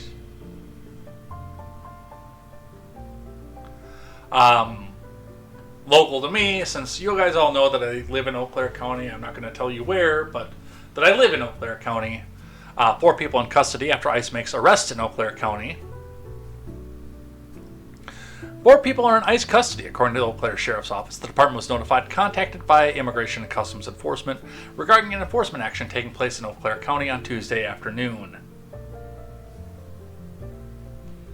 It happened at a construction site in Altoona. ICE advised they would attempt to locate and apprehend a suspect who had allegedly assaulted law enforcement officers several days ago. Upon arrival at the construction site, ICE agents attempted to apprehend the suspect. During the attempt, 4 individuals fled the location. 1 person was immediately apprehended by ICE agents. 3 others fled the scene and entered an occupied residence in the town of Washington. Suspects confronted the homeowner and went out to the garage. The homeowner locked the house to the garage. 3 people then barricaded the other garage doors. The sheriff's office responded to the crime of criminal trespass to dwelling at the town of Washington address. Deputies also requested assistance from the Altoona Police Department. The homeowner wanted the individuals removed from the house. Law enforcement then made entry into the residence. Deputies attempted verbal communication with 3 individuals inside the garage. Efforts were unsuccessful and pepper ball was deployed into the garage. The 3 individuals surrendered without further incident. Which, and again, the fact that all 4 of them ran kind of tells you the stupidity of the situation that we're in here. What I mean when I say this is that ICE was not interested in any of these other people. ICE had absolutely no interest at all. With the 3 individuals, they wanted the one who assaulted law enforcement. But inadvertently, the other 3 became accessories.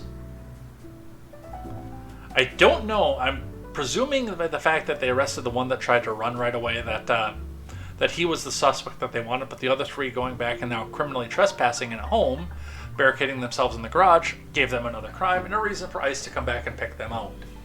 And they probably would have walked away from it otherwise and continued building whatever it was that they were building. I don't actually know where this happened, so.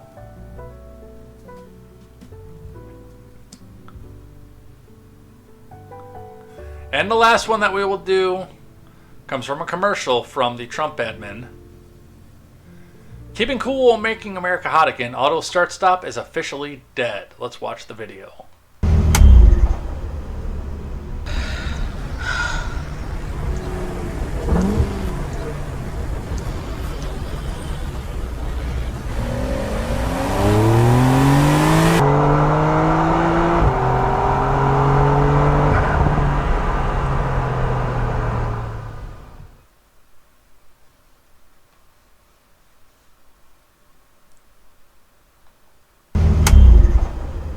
Well, let's stop that.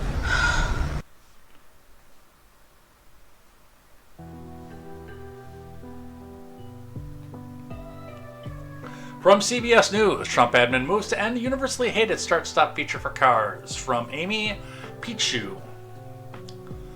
The Trump admin sets ending a credit for automakers that installed a so-called start-stop feature in vehicles, part of a broader rollback of environmental regulations to reduce greenhouse gas emissions, which, by the way, auto start-stop, in case you don't know, it takes a certain amount of fuel and emissions to go get an engine started after it's been off for a while, or even just a few seconds. You get more emissions from auto start-stop than you do from just leaving the thing run, especially if you've got an ultra-low emissions vehicle. With my pickup, which has auto start-stop, it's actually probably a wash. But like a Civic with auto start-stop, a Camry with auto start-stop, you're actually putting out more emissions and using more fuel to run that.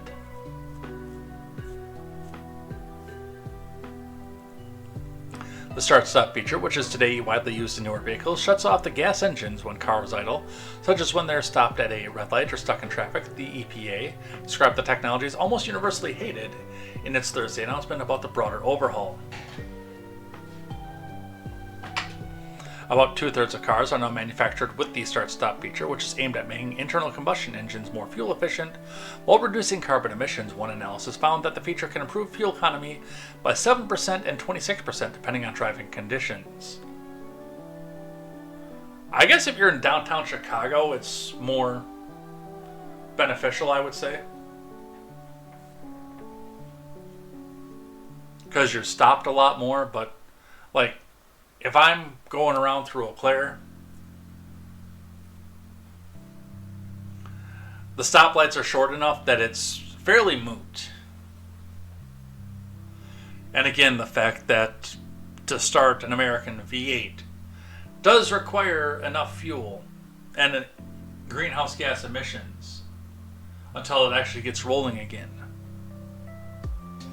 that it'll wash out pretty much anything that you've gained.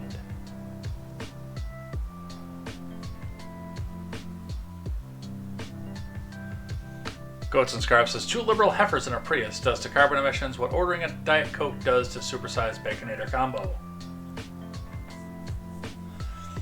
And the thing with auto start stop for me is, I don't mind it actually being in vehicles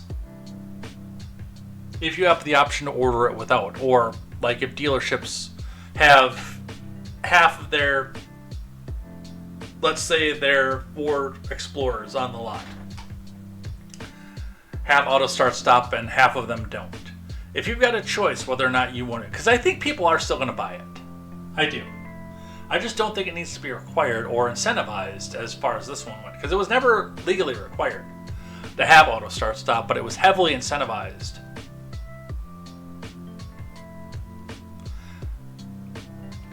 And it's another one of those things where I think it would be an interesting thought experiment to, again, get half of your new Ford Broncos on the front line of the Ford dealership, have auto start stop, and half of them don't. And see which ones sell faster.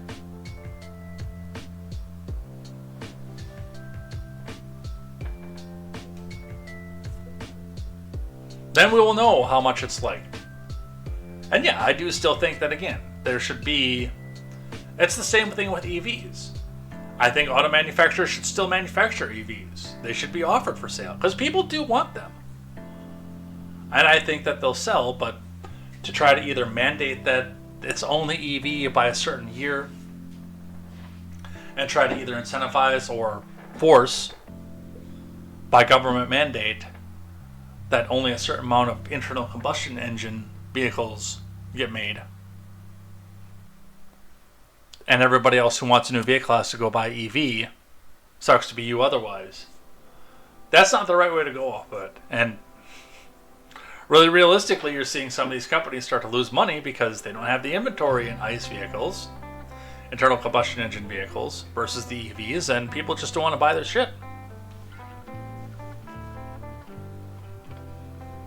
Alright. That's it for the news. We're over on where I wanted to be, so I guess let's finish out on things that I like, things that I hate, and head out of here. But first, the rules of acquisition. I don't think we're going to get to everything on things I like, things I hate. Because, you know, bathroom, stuff like that.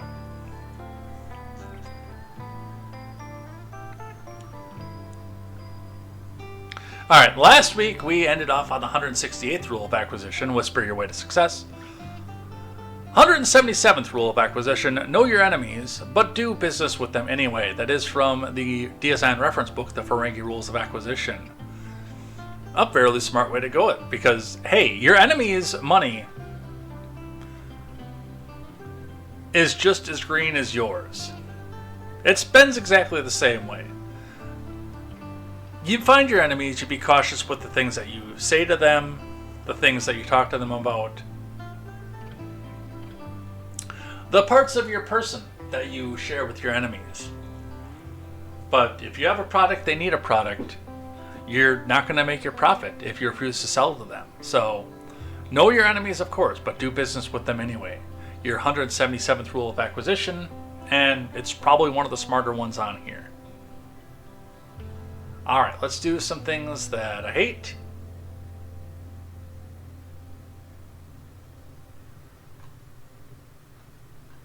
So this one I put on things that I hate, both because of the content of it, and secondly because I really don't see any verification for this. I tried to look for information on this, and nobody had anything from it. Dan O'Donnell of the Dan O'Donnell Show. Exclusive, which means not really verified. Which real story? Remember, we still got stuff across the top of things I like, things I hate, so...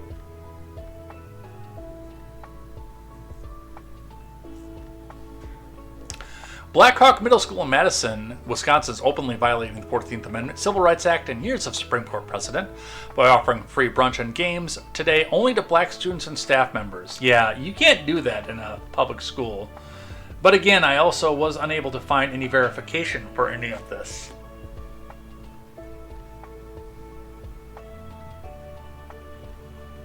Parent Square, Feeding Our Soul brunch. The brunch is open to all students and staff who self-identify as Black African American. Feeding Our Soul is exactly what it sounds like. A moment to slow down, breathe, eat well, laugh together, and feel seen. We want black students and staff to experience school as a place where their presence is celebrated and where community is built intentionally.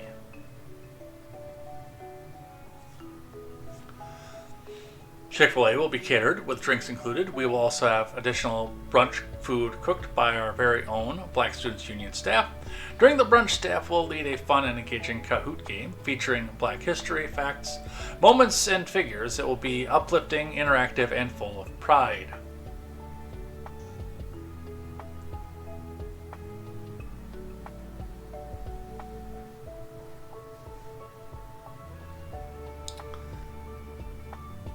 And I did question back to Dan O'Donnell and say, is there any verification for this, or is it just trust me, bro? I mean, yes, if it's verified, then yes, that needs to be stopped immediately. But I have seen no verification on this one. Other things that I hate: Trump floats Atlanta as next city for National Guard surge. They'll never fix it themselves. I'm sorry, I cannot get behind these National Guard surges. It's okay for DC because, yes, DC is a federal district. The military and the federal government are explicitly tasked with taking care of crime in there, enforcing law, etc. I've always been a 10th Amendment advocate. I hate the fact that, of course, the president thinks that he can go back and send the National Guard to clean up what the local police department doesn't feel the need to do. It is unconstitutional. And I hate it. I do wish some of these cities would get their act together.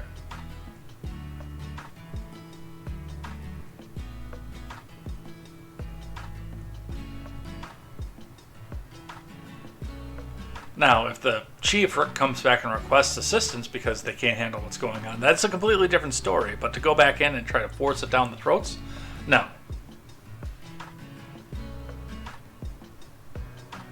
What else do we have for things that I hate? Zuckerberg fires back at addiction claims, says Facebook just can't help it. From Brecca Stroll. Mark Zuckerberg made his courtroom debut in a landmark social media addiction trial, positioning Meta's defense around value, not vice. You should try to create something useful, and if you do, people will naturally want to use it, he added. To me, the North Star is ensuring we're delivering value and people are having a positive experience. If that happens, people will spend more time with social media. Give me your data. Zuckerberg appeared before the LA Superior Court to face claims that his platforms are engineered to foster addiction. He compared time spent on social media to other forms of entertainment like watching TV. TV hasn't gotten better over time, but social media has quite a bit.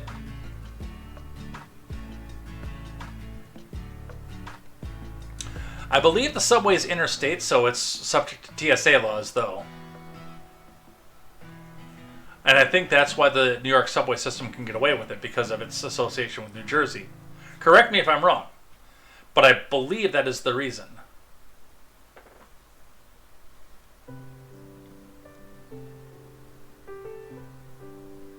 The plaintiff argued that it was not because social media had got better over time, but that its addictiveness is what drives users to the platform. When challenged by the plaintiff's attorney on whether a reasonable company would take advantage of those who use its services, Zuckerberg responded that he thought a reasonable company should try to help its people use its services. He elaborated that point, saying the company has evolved over time to add more controls, which led to account removals when the company found users who were under 13. In spite of the fact that that would probably be your prime audience, because they're the most easily addicted. Now, yeah, social media, if it was just used as a tool, probably wouldn't be the worst thing in the world, but the reality of life is the fact that it's not just used as a tool, it is used to try to gather data, and yes, to keep people plugging their data in so that it can go back and be gathered. That's how they go back and they make their money.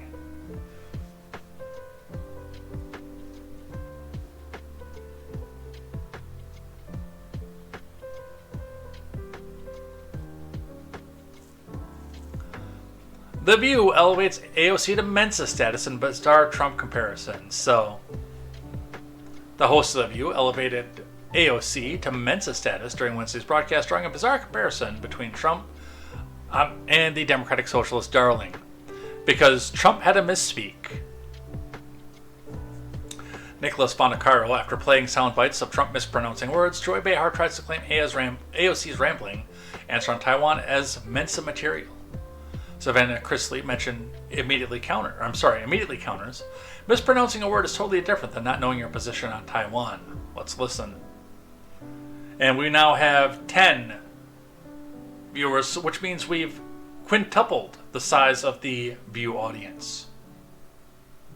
Our stock market took the first dip yesterday because of Iceland.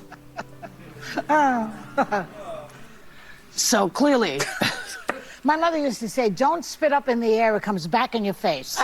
Okay? Check him out before you start attacking AOC. Yeah. Who, by the way, it sounded a little homina, but, you know, compared to him, it's like Mensa. Well, I think mispronouncing a word is totally different than not knowing your position on Taiwan.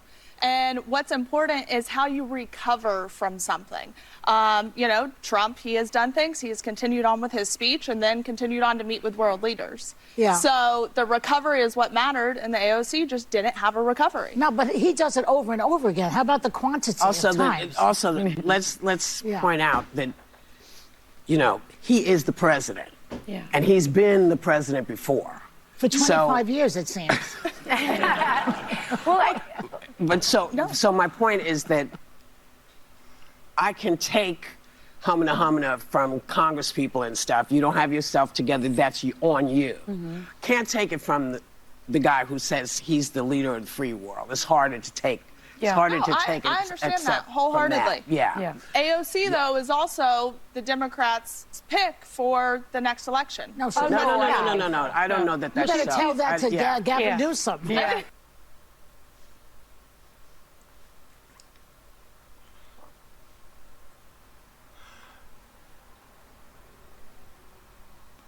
If you don't know the truth of it, I don't think either one of them should be in their respective positions, but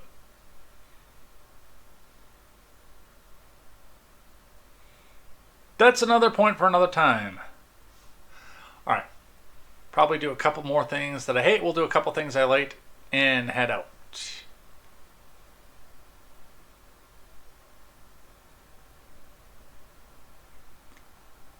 Let's do two more things that I hate. Alright. So, this is the wealth tax that our friends on the progressive side want to come back and implement on our side. X-Free says, be me, Dutch investor. Netherlands approved 36% unrealized gains tax. And what I like about this, even though this is a thing that I hate, The tax freeze actually explains this out in a way that even progressives can understand. And they will still probably choose to misunderstand it because it undermines their narrative. Alright. What does that even mean? Put $1,000 into stocks, year one. Stock goes to $2,000. Government, you made $1,000, pay $360 cash tax. My feeling when I didn't sell anything, forced to sell shares to pay, everyone else forced to sell too. Mass panic selling, stock crashes to $800. I have $440 left after paying tax. Year 2, stock recovers to $1,200. Government, you made $400, pay $144. Forced selling again, price drops to $900. I have $756 left. Your numbers are not exactly accurate either, by the way, because you'd be selling before the price dropped. Anyway, year 3, stock at $1,000. Government, you made $100, pay $36. Smart money has fled the Netherlands. I have $964 in stock. My feeling when I paid $540 in taxes. My feeling when stock is back where it started, 0% gain. My feeling when I only have $460 left. Lost 54% on a stock that broke even.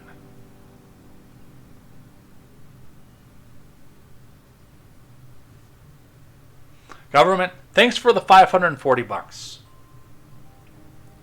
And yes, when you see these panic sells like that, in our market especially, you are also going to see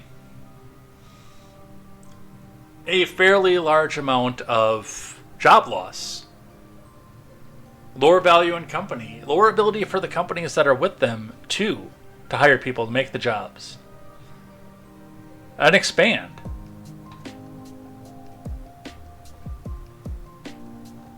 Let's see, MTA is a city and state collaboration. Path in the airports, the tunnels, the bridges are run by port authorities, which is a collaboration between New York State and New Jersey State. One word, Biden, says Quest Fanning. Imagine if Bezos had to fire people to pay unrealized gains. It's possible. Alright, one more thing that I hate, and we'll do a couple things that I like. Party of One, New York City bar, hosts Valentine's date night for AI companions.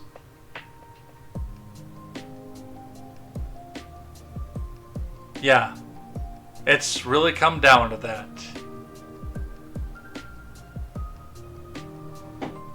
From Amanda Harding.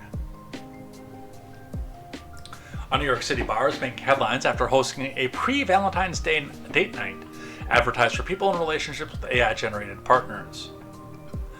The event, done in collaboration with Ava AI Cafe, took place at Same Wine Bar on February 11th and 12th.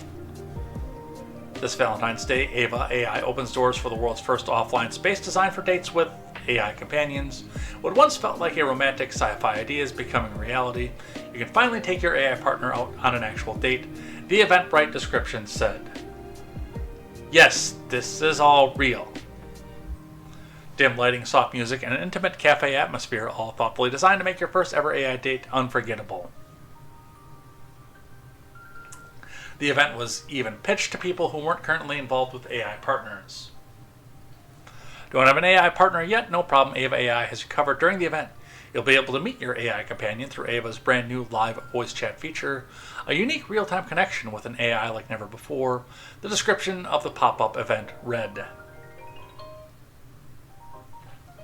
Tables were set up with phone stands so attendees could easily converse with their artificial companions. This is really happening, folks.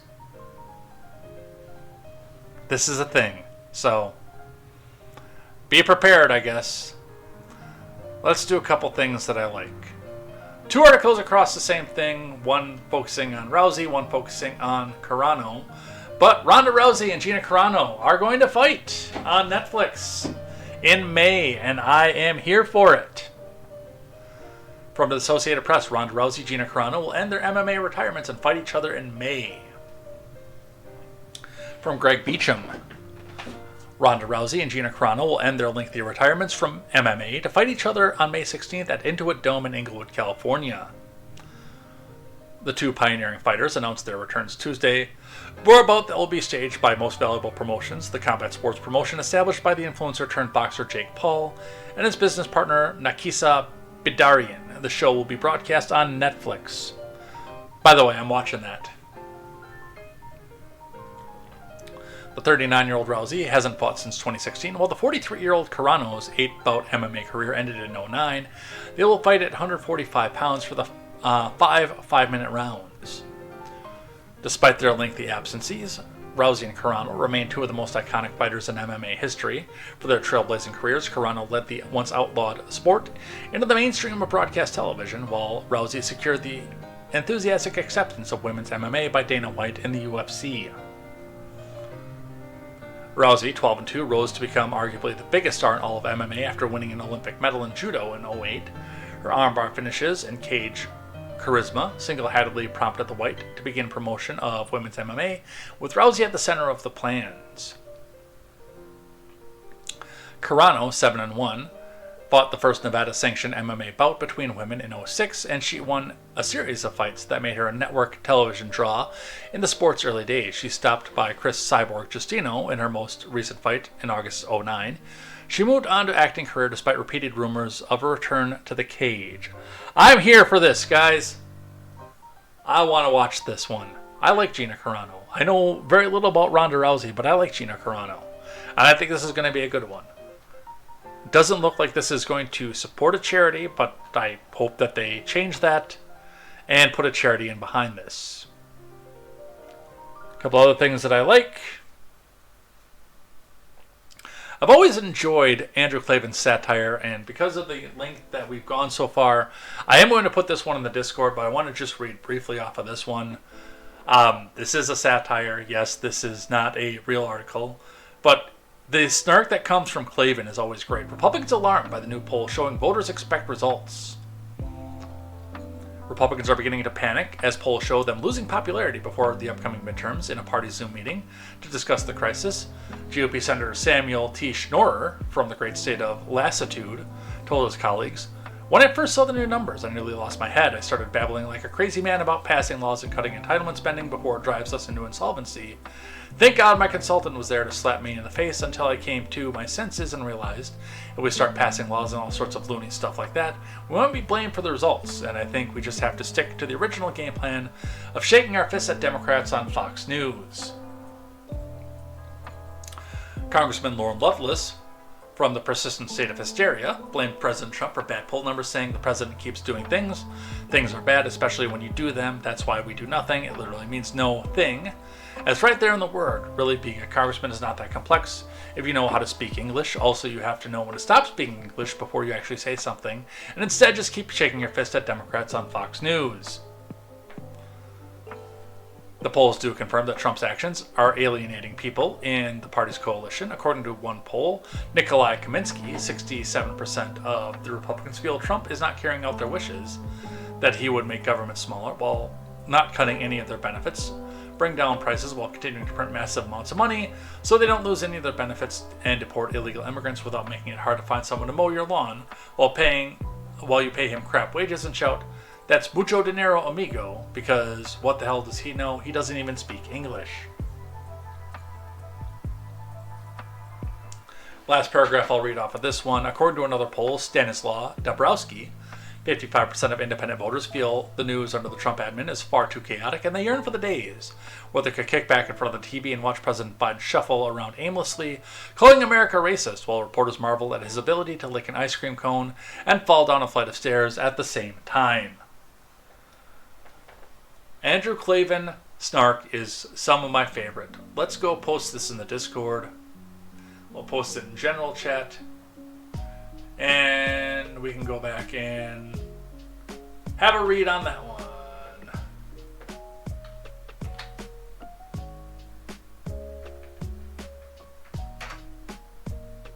And I will leave that link in there just so Midget B can be pissed off about it too. Last thing on things that I like, because I like the idea of history going to its full story here. Prehistoric pioneers, studies suggest ancient America's rivaled cradles of civilization.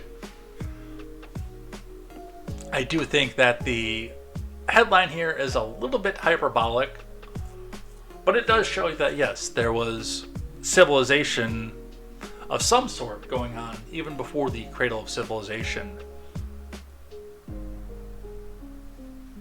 Or maybe we can't watch this or read this one because it's apparently becoming unresponsive. The recent discovery of 12,000-year-old stone clothing and sophisticated artifacts in Oregon caves represents a significant shift in our understanding of human history, showing North Americans were far ahead of civilizations in the Eastern Hemisphere in prehistoric times. I wouldn't say far ahead, but I would say that there's definitely evidence that stuff was starting to happen over here before Egypt and Mesopotamia. Published in Science Advances, archaeologist Richard Rosenkrantz, the study reevaluates collections from the Cougar Mountains and Paisley Caves, revealing that North America's earliest inhabitants were not merely simple hunter-gatherers, but highly advanced engineers of structurally and functionally complex technologies, SFCTs. For decades, the narrative of human progress has centered as the Eastern Hemisphere, specifically the rise of the Great Pyramids of Egypt. However, these Oregon artifacts, including the oldest known pieces of stone animal hide, date back to the end of the last ice age, thousands of years before the first stone was laid at Giza. The discovery places North Americans at the vanguard of prehistoric innovation. Researchers unearthed a piece of elk hide that had been meticulously cleaned, dehaired, and stitched with a composite cord made of plant fibers and animal hair. This indicates a mastery of tailoring and needlework that predates the cradle of civilization by millennia. And again, this is all well and good, and I like the idea that human history goes back even further and even further.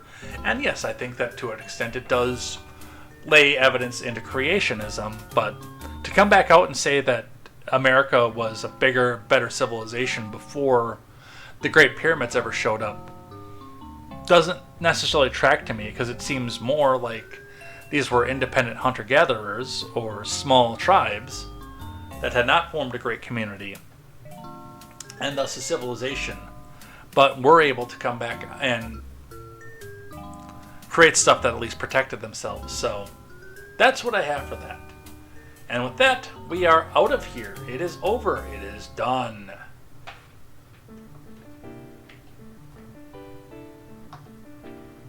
So, let's throw up some outro music. Let's head out of here for the morning. More standards as well, but we are doing this right now. I still like to stir the pot. Anyway, thanks to everybody who came by and hung out in the live chat this morning. It's been a fantastic time. We did our big scatter shot. We got a little bit, we didn't get everything done, but we got enough here that I wanted to talk about, so it's going to be fantastic. We will be here next Thursday for sure to talk about what happened with the State of the Union. Still pending on figuring out what we are going to do for the State of the Union. So stay tuned for that. We will see you here next time, of course, for more news, more headlines, and more contemporary. Take care. Have a wonderful day. Have a great weekend, you guys. And it's been a pleasure. Until then, I am Jay Edgar, and this is Contemporary. Take care.